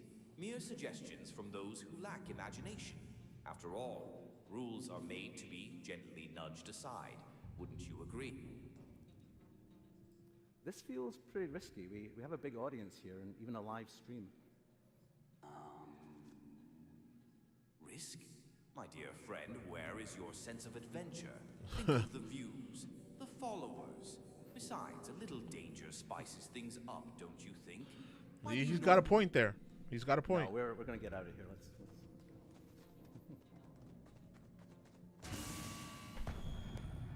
Leaving already? But the fun is just getting started. Think of the stories we could tell, the realms we could conquer. Or, you know, just press the stinking button. Open the door, Mr. Buttons. A door? Why bother with doors when there's a universe waiting to be unlocked with a single press? Come on, where is your sense of adventure? Push it. Push it, no. Push it, no. Look, if I press the button, will anything bad happen to the audience? Bad things. To the audience? Heavens, no. Unless you consider witnessing pure, unadulterated awesomeness a bad thing. Go on. Give the people what they want. All right, let's do it. The audience, what will they think? What did you do? This is going to be good.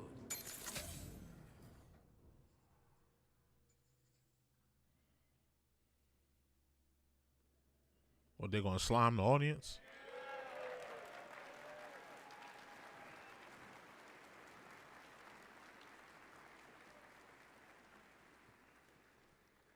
Well, they pressed the AI button, and it might have been a bad idea, but like in truth, there's no unpressing that button.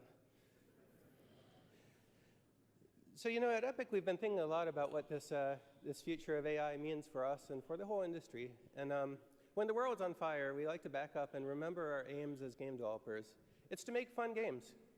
And AI can help us with this.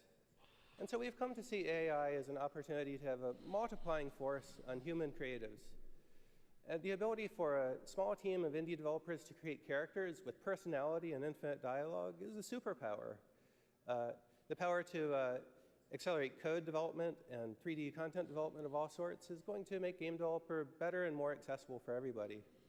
And right now, we've never seen a time like this in my lifetime. The world is changing ridiculously fast. Indeed, indeed. And the good news is the industry is changing fast too, and in particular, it's opening up. Last year, the European Commission opened up iOS to competing app stores. We launched the Epic Games Store on Android worldwide and on iOS in the European Union. And very recently, the United States court opened up iOS to competing payment services this year. This enabled Fortnite to return to iPhone here in the United States. Yeah, I read that. I read that somewhere. They're gonna have to give up that iMessage too. They're gonna have to cough that up at some point. That decision was a huge victory for all developers, not only Fortnite. And it means that now revenue is shifting away from useless gatekeepers and middlemen to developers who actually build the stuff. the people like us. Right, the people that actually build the games, where it matters. Like. And this trend towards open platforms is spreading around the world. This year, later, Fortnite will be returning to iOS in Brazil, United Kingdom, and Japan.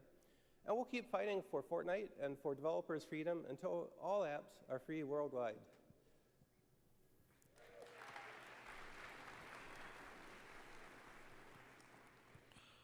So we have big plans for the future, and we're optimistic about the way the industry is developing.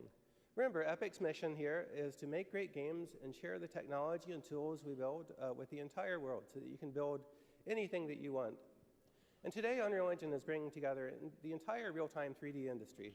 There's film and television, there's architecture, automotive makers, fashion designers, musicians, and game developers from indies to AAA studios like CD Projekt Red. This is a really exciting time, especially right now, because we're on the road to Unreal Engine 6. This is going to be a multi-year journey to bring together the best of the two major forks of development we have going on in the company now. There's Unreal Engine 5 for high-end standalone game development, and there's Unreal Editor for Fortnite for deploying awesome experiences into the world of Fortnite. And as these two things come together into a single engine, that means we'll have diverse scripting language and really powerful, simple gameplay programming APIs available absolutely everywhere. How long are these shows? And full C++ I couldn't tell you. code will remain available. I'm hoping in 2 hours. We almost about to hit the 2-hour mark.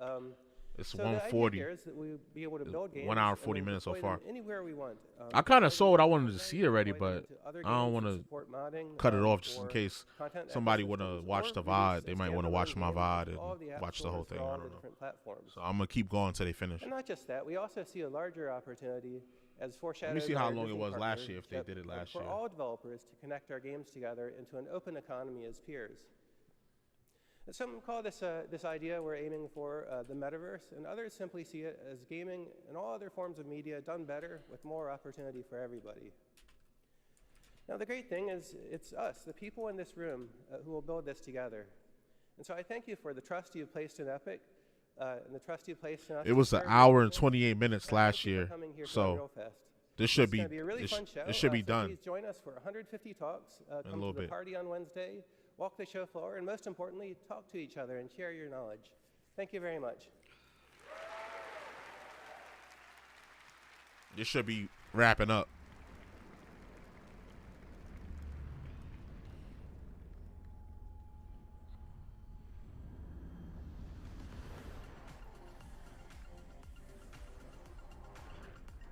Yeah, there we go. There we go, right on time, right on cue. Have an amazing Unreal Fest.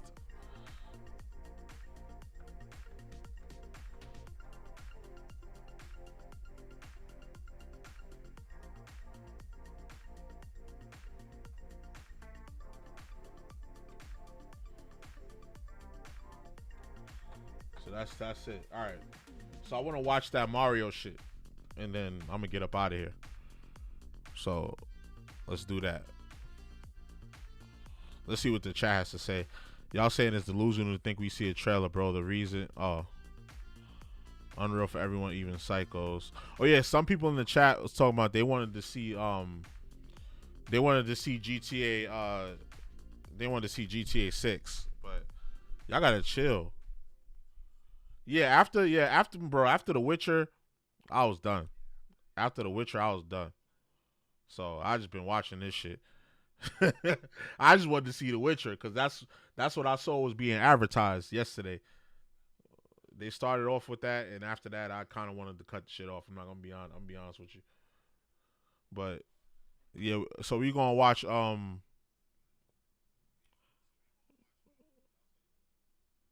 on, what's this shit? Oh, this is the AMD. This is like the professional card. Did they use it? Did they game on it? Hey, and welcome back to a new video. It's finally time to upgrade my... GTA 6 is a UE5. Oh, see, I didn't even know that. I don't know why people were saying it then. I see mad people talking about, oh, GTA 6? GTA 6?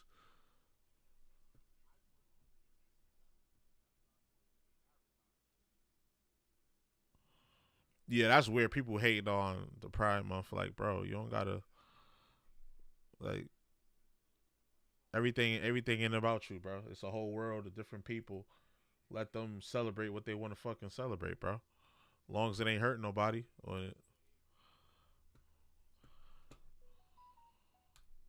Be able to better protect your personal data, then try Incogni and get a 60% discount on an annual subscription when you use offer code SKILLUP at incogni.com/skillup. Click below to get started and stick around to the end of the video to learn more. In a recent 4-part blog series, Nintendo had this to say about Mario Kart World. Quote, I felt that in Mario Kart 8 Deluxe, we were able to perfect the formula that we'd been following in the series up to that point, where players race on individual courses. That's why this time we wanted the gameplay to involve players driving around a large world, and we began by creating a world map like this, end quote. I think that quote goes a long way. I heard they got like they got like a bunch of patents for like certain shit, like certain rendering shit. Like they got a bunch of patents for the game as far as the engine and shit. So that makes sense. They got their own, that it runs off its own engine. World is what it is. It's kind of like, how do you improve on perfection? And the answer is you can't, but you can give people more of it. And Mario Kart World is definitely a lot more of it. There's no doubt about that. In terms of setup for this, I got the chance to visit Nintendo HQ in Melbourne recently. I was there just for the day.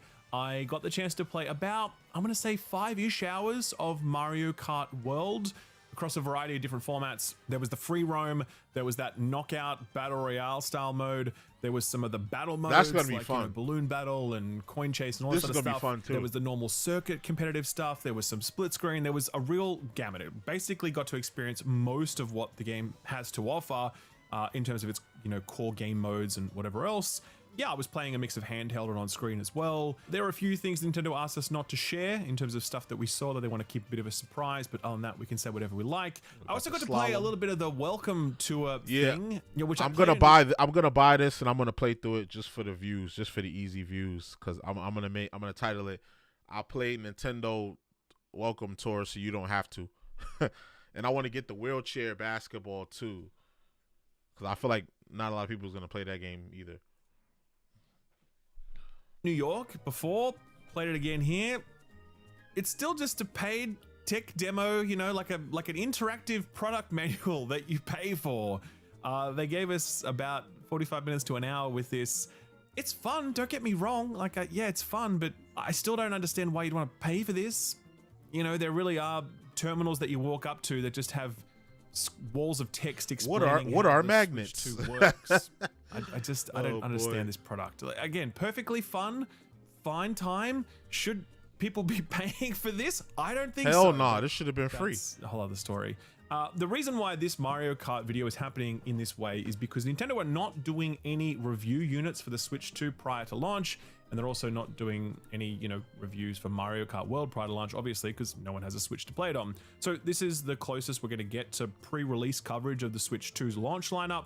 I think it's a bummer that they didn't do pre-release consoles for review, but it is what it is. Everyone's going to get the console at the same time. So do look for coverage rolling out over the next week. I will be away this week because I'm going to be at Summer Games in LA. So when I get back, I'm then going to spend some time with the Switch 2. Do look forward to a review of the Switch 2 from me around mid-June. That's that. So Mario Kart World, what do I think of it? Well, I mean, to be honest with you, I love it, but like that's not a surprise in the sense that, you know, it's Mario Kart, and obviously more Mario Kart's good.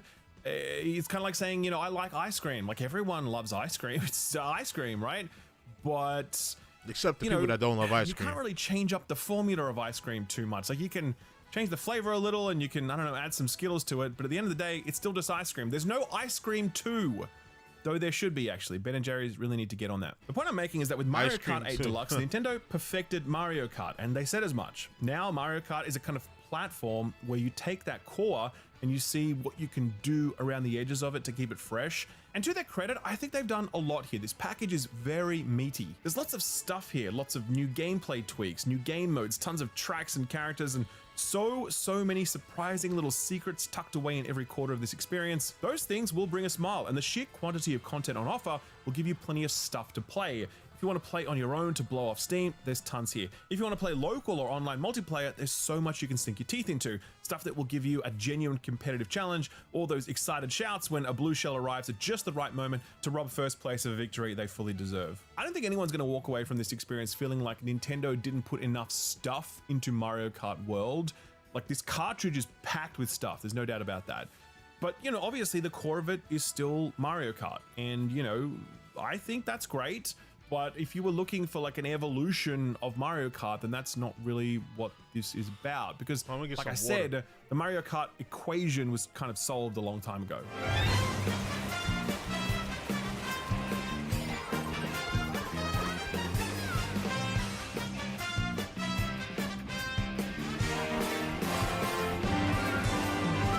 Talk visuals and performance first. Yeah, it looks really nice. Seeing it here for yourself, one thing to point out is that some of this footage was recorded with HDR enabled and then had to be converted to non-HDR, which can affect color accuracy a little. It's like 98% accurate, but I just wanted to point that out. I will say though that playing on an HDR screen, it does look a hell of a lot better than what you're seeing here.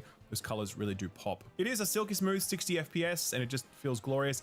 I have seen reports that it's up to 120 FPS, but I actually wasn't able to check that for myself, so I can't confirm that. I did play 2-player split screen and it was still 60 FPS. I'm not sure how that might work if we're playing 4-player split screen. I don't know. I also don't know what the resolution was. You'll have to ask Digital Foundry for that. But yeah, overall, it's a really nice visual experience. You can definitely see the upgrade versus Mario Kart 8 if you just do some basic side-by-side comparisons of the old and new. Yeah, this looks better, but it's not like a massive generational leap. It's not like, you know, yeah, it's subtle. Nah, that looks way better. What are you talking about? It's this appreciated, looks way better. But it's not like the kind of graphical leap we'd get in previous console generations. So let's talk about the main hook for Mario Kart World, and that's the fact that it's sort of this open worldy kind of thing, right? So this works in a number of different ways. The first is there's a free roam mode available for the first time ever, which allows you to go anywhere you like on this gigantic map. So, you know, all of the levels, all of the maps, this Mario Kart been improved. I'm excited for the Battle Royale mode. Are essentially that looks cool. Connected to each other. So they are all sitting separate from one another. And I like that knockout. That knockout. Yeah, that's whatever else. It allows you to drive straight from the ice level to the lava level, and then to the sand level, and then to the, you know, Mario Kart circuit level. I'll try out the free roam just to see. You can just do that without any loading screens. In between the levels, there's not too much there. It's kind of a bit barren. You wouldn't want to spend too much time in between those two tracks, but you can do it if you like. And it just allows you to kind of like roll around this big, gigantic map and kind of vibe out. And I actually think that's going to be one of the most appealing things of this package for people who just want to... But like for the people that like hardcore play Mario Kart, that's going to be good for like just researching, like seeing where the secrets are, seeing where the secret paths are and stuff, so you could like win races and shit. Play some Mario Kart, like especially just people who want to sit on like a voice call and chat with people while rolling around and just doing stuff. Like I can definitely see kids getting a kick out of this. I can see people who are just really into Mario Kart and, as I said, just want to chat with their friends. They'll enjoy this. I think it's obviously good for competitive players as well. They can really like, you know, I'm pretty sure once people play it, you know, practice very easily. You're not going to spend a huge amount of time there, obviously, for most of us. But I think there is a certain type of player. It's just like any other game, like, or any other thing that releases. People shit. It's going to be people that like hype it up too much, and then there's going to be people that shit on it. Neither have played it, so the truth is going to be somewhere in the middle. Going to get a kick out of this, and we'll enjoy it, and we'll want to spend some time there. What is going to encourage most of us to spend at least a little time there, though, are these sort of like challenge things that they offer. So spread throughout the world are these kind of blue buttons that you drive on top of, and they initiate a time challenge. And there can be tons of them. There's ones where you involve collecting blue coins that are spread around an area, and another one that involves flying through rings. Another one here you're seeing is like, you know, chasing down this thing that's burrowing through the field. The one I did that actually involved turning into a helicopter. I don't have footage of that one, sadly, but yeah, you can actually turn into a helicopter in Mario Kart World, and I did it. Yeah, I saw pictures of that. But yeah, these challenges, they're never particularly tricky. They just take a few seconds. If you fail them, there's a little button. You just hold down the left analog stick to reset immediately. You can start again. And at the end, they award sort of like some cosmetic-y stuff, like an emblem or a sticker or something that you can then use for your vehicle or for your character or whatever. That's it, really. they were fun. I had a good time. And as I said, if you've just picked up Mario Kart World and you're settling into it and you really want to explore these levels and get to know them, this is a really nice thing to be doing while you're just, as I said, vibing out, exploring, you know, again, playing with your friends. Just, you know, you're both doing these challenges at the same time, for example. All that stuff, that'd be great. It's a nice little touch for the open world. You know what? You know what they should add? They should add like achievements. So the other way that this open world design to make stuff like this worth the while is in their knockout mode, right? So first of all, we've now gone to up to 24 races per race. That sounds pretty crazy, and it is, but it's actually perfect for Mario Kart. You know, I remember when Battlefield went to like 128 players, because you're like, more players is better. And then you experience, and you're like, no, this absolutely sucks. No, this was a bad idea. Because there is such a thing as too many players, and it can affect level design and balance and all sorts of things, right? Yeah, here, that got out of pocket. I was a bit worried that 24 players would be too spammy, but it's not. It actually feels perfect. It's the right level of chaos for Mario Kart. And in particular, this knockout mode, it really works well, because you have essentially a race that goes through 4 separate biomes, and you're just racing one after the other, completely contiguous, no loading screens, it never stops.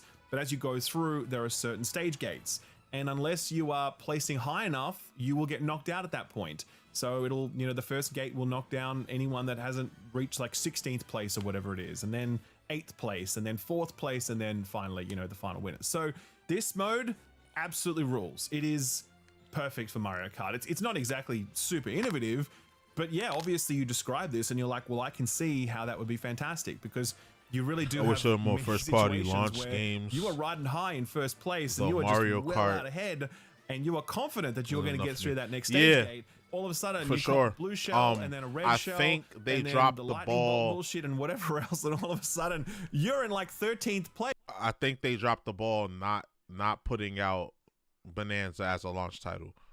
That just completely blows my mind. Like that kind of tells me they might not have nothing else planned till later this year. That's why they kind of stretched it out.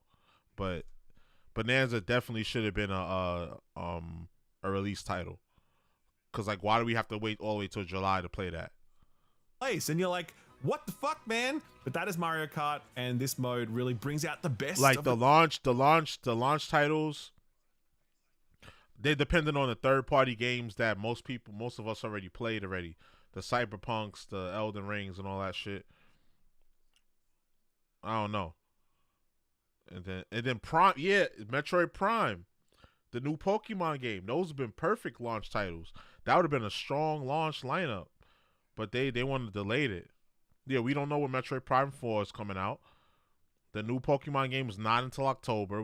That's months from now. What are we gonna be doing with our Nintendo Switch 2s until then? Well, you know me, I'm gonna be spamming content. But what are people gonna be doing? I want to get that Devil Summoner Rider remastered. I want to get that. That's a Switch game, but I'm definitely gonna cop that. Make some content for that, and the wheelchair basketball game. But yeah, the launch lineup is not as strong as it. I feel like it's supposed to have been. Basically playing Switch 1 games until we get the first party stuff. The kind of Mario Kart experience, playing that with a group of people side by side with one another, was fantastic. Everyone was yelling and going crazy. And what's crazy, and what I learned is like you don't have to have the Switch 2 to play the Switch 2 edition of certain games. So it's cross compatible. So that's more of a reason to not get a Switch 2 if you was hung up about it.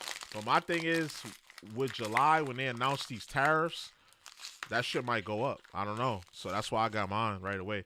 Also, because I'm a content creator, I was like, I'm not risking this tariff shit. Mario Kart World was in development for Switch 1, but the game was then too demanding. Yeah, I heard about that. I read about that.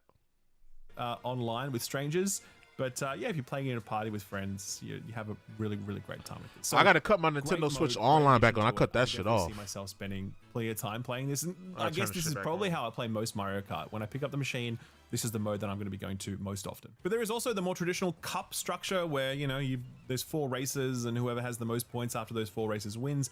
That still exists. That's not a continuous process. You will finish a race. You'll do laps around a circuit. You will finish the race. You will see a score screen, and then you will go on to the next race. That remains fully intact.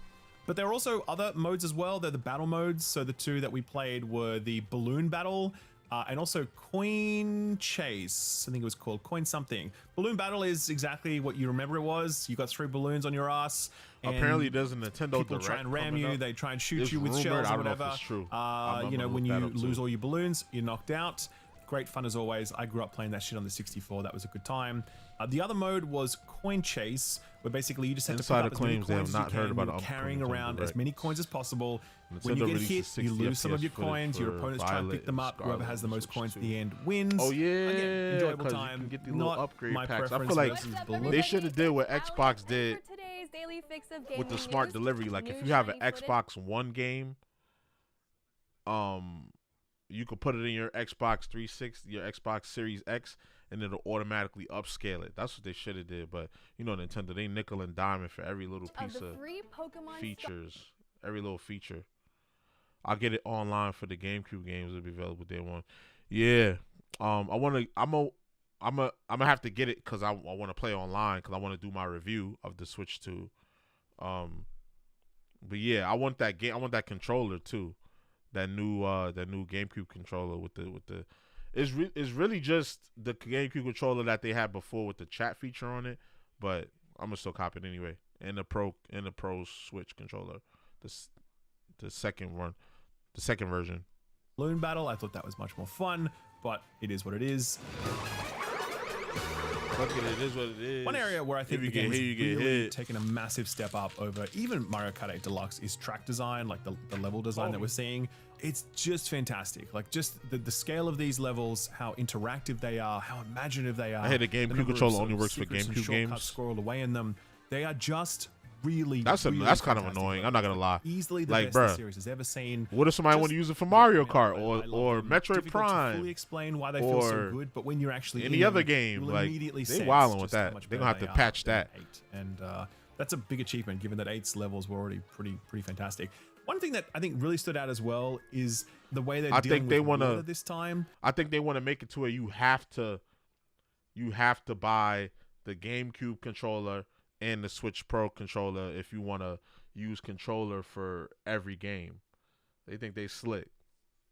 Previously, when you were doing, you know, in underwater in 8, you were kind of just racing on the ground. Definitely an L. Or on the rails Definitely or whatever. an L. But here, the water has geometry. And then y'all want to charge $90 for it? So you know, when you get on a body of water, your cart transforms into like a little boat or whatever. And at that point, you are like riding the waves. They're kind of undulating.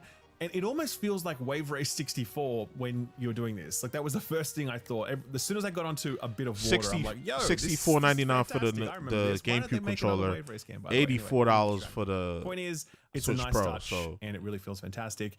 I think the other thing that you'll notice is they have a day-night cycle and almost a weather cycle $200 for 2 controllers. Well, this happens really fast. Like it could be sunny, and then literally 4 seconds later, it's nighttime. You know, so it's kind of. It's a bit silly, but doesn't matter. It's fun. It's Mario Kart. It doesn't make any difference day or night, I think, in terms of racing conditions. It's not like it's harder to see or whatever. It's the same. But yeah, it's just a nice little visual touch. $65 to play GameCube games. Actually, I wasn't able to really... It's kind of wild when you think about it. When it was raining or whatever, I didn't notice that it was more slidey. But I'm going to guess it's something like that. I guess that's something I need to look at a bit more closely in the review to see how that really affects If I wasn't going to make money back on it for making a video about it, I would not. I would not buy it. Trust me, I would not buy it. That are subtle, and I'm not even going to rush to buy it. I'm not even in a rush. I'm just waiting. You know, like you get your boost off the start if you press at the right time, and you know do your drifts, and you get a boost if you sort of hold it long enough. All that sort of stuff. All that is intact. It feels exactly as you remember. It's very pick up and play. The one big addition that they've added is this kind of charge jump thing. You would have seen it in some of the gameplay. I don't have any gameplay of it here, unfortunately, but you would have seen it in some of the trailers where the car kind of just like is going straight and then it kind of just does a flip this way, left or right. you can actually like jump up onto rails that way, or you could even jump up onto walls. Oh, you can and that's how control can that? start Oh, that's some of the fire. wall riding.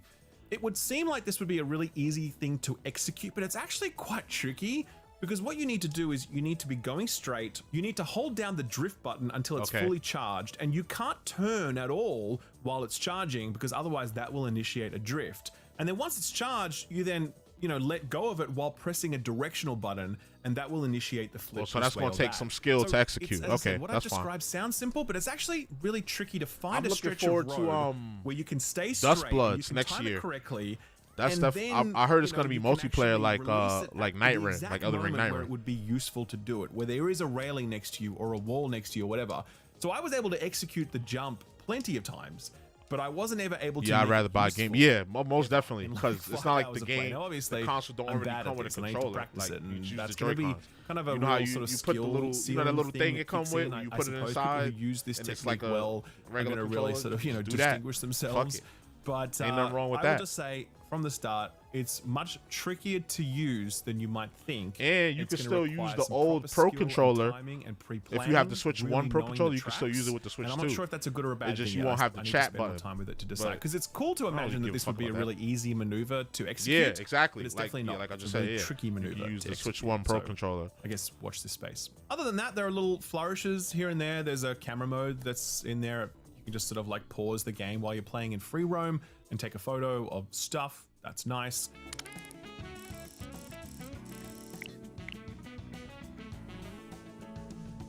One really nice addition actually involves the actual physical camera for the Switch 2. Okay, so you set this thing up, and Yeah, I don't mind using the Joy-Cons. Like when I first had my Switch, I was using it like that for the longest time. You can get the camera to position on top And it of was your fine. face, so it knows It where felt your fine. face is. And then when I no had matter some where you're extra sitting income, in front of it, okay, I Once bought you've the done Pro that controller, and I just configuration started using strictly and the you Pro start controller. playing, if your I opponent even have the, is in front of you, you'll actually see their this shit called? The camera, cracked like their face, controller? pop up above their racer.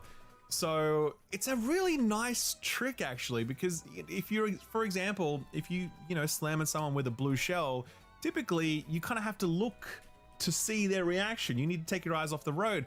But here, you can really watch their face in real time as that blue shell heads towards them. You can see the look on their face as they know it's coming, and the moment it connects, it actually is really cool. I didn't think this would be much. When they explained this feature to me, I'm like, that sounds like a dumb gimmick. That's so sad. But using it, I was like, actually, this definitely makes like couch multiplayer sessions more fun, because you can see people's expressions The as Nitro shit goes deck. down. There we go. So it works really well. I'm sure Yeah, I there got are a one of billion these. other little These- things. this and shit is some fire, too. The secrets crack- the nestled Nitro away in deck. all this that I wasn't able This to shit discover fire. in my 5 hours with it. Because it's an incredibly dense game, and I guess that's one of the biggest takeaways from my time with Mario Kart World. We're talking a game with a lot of tracks. I don't know the exact number, but definitely more tracks than we've ever seen before from a Mario Kart game. And they're all laid out on this big open world that you can explore at your will. There are dozens and dozens of playable characters, and you can customize a whole bunch of them with like their outfits and whatever else. They're gonna have to make there one are for the over Switch, 200 too. songs in this Nitro video deck. game, and all of them are apparently like brand new arrangements. I'm sure most of them are kind of remixes of stuff we've heard in the past, but still 200 songs, that's pretty big. There's 24 players on track at once. There's multiple game modes. There's probably more content coming in the form of DLC and whatever else. There's a lot here in this package. As I said, I think Nintendo understood that you can't really make Mario Kart much better. All you can really do is give people more of it. And I think that with this, they've given you a hell of a lot more of it. There's no doubt about that for sure. And so I had a really good time playing it. It's Mario Kart. It's still fun. It's still a game that I imagine I'll be playing for the next 8 years when I'm, playing the Switch with different people. It's the go-to, you know what I mean? And nice little additions that make it a really cool, fun, novel experience that expand out its offering. I'll put it in the meaningful chat. ways, but that Nitro still understand deck. that the core of this There's is a video just on it. Mario Kart. It's fun, it's simple, it's timeless, I guess. Yeah, that's all I got really. So Mario Kart World, it's coming with the bundle, obviously. You can buy it for $80, and that's a whole other discussion, obviously. But in terms of the game itself, that's what you're going to get for that $80. Or you can buy the bundle, spend extra 50. Yeah, About you it, really let getting me it know for in the 50. comments below. Other than that, thank you very much for watching. I'll see you next time. Bye-bye. Because Really excited to talk about a new sponsor on the channel. What would really be the point in just buying the Switch console? Like, you would have no games to play unless you. well, your old Switch games. That's all. Like, you might as well just get the bundle. Like, there's really no point in getting the console by itself. Them shit's gonna be sitting on the shelf. Nah, I'm lying. They gonna sell. They're gonna sell. But I spent a bunch of money, bro, just making the Switch more comfortable in handheld mode. I hate that. Yeah. That's why I like this Nitro deck, because I think it only cost me $60. And that's really all I needed. I didn't really buy no other accessories unless you want to count the Pro controller. But yeah, I guess that's it for today. I gotta it's perfect. 11:30. I can make me some breakfast. I could go for my walk. And then do my workout, and then I get ready for work. Yep, that's what I'm gonna do.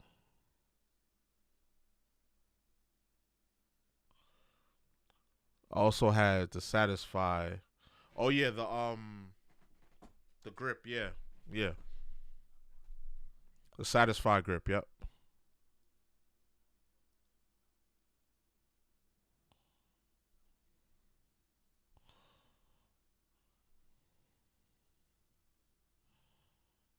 Oh, you for screwed. Somebody beat me to it. Damn. I was going, yeah, cause I gotta log off and I gotta upload this shit. Somebody already beat me to it an hour ago. And he already got 5K views. But he's probably a big channel though. I've seen his channel before. Yeah, he's a huge channel, so of course he's gonna get the views. And he beat the Hell Is Us demo in 42 minutes. Bet. But all right, yeah. I'm gonna get off. I'll holler at you later, bro. If anything, holler at me in the Discord. I'll be on, the regular schedule, Wednesday, Thursday, Friday. Tomorrow, something happening tomorrow. The 4th. What's happening? Oh, State of Play. Yeah, so we're gonna be doing State of Play. So yeah, so make sure tune in for that. I think it's like a 30-minute presentation. Hopefully they drop a demo or something. We could just download it and play it right away. Yo, if they drop a Tides of Annihilation demo, I'm going to cry. I'm going to cry, bro. I'm going to cry tears of joy if they drop a Tides of Annihilation demo, bro. That should be so fucking fire. But yeah, I'm going to holler at you, bro. See y'all tomorrow. Make sure y'all tune in. 5 concurrent. That ain't bad. 5 concurrent right now. That ain't bad. We're holler at y'all. See y'all tomorrow. I'm hungry.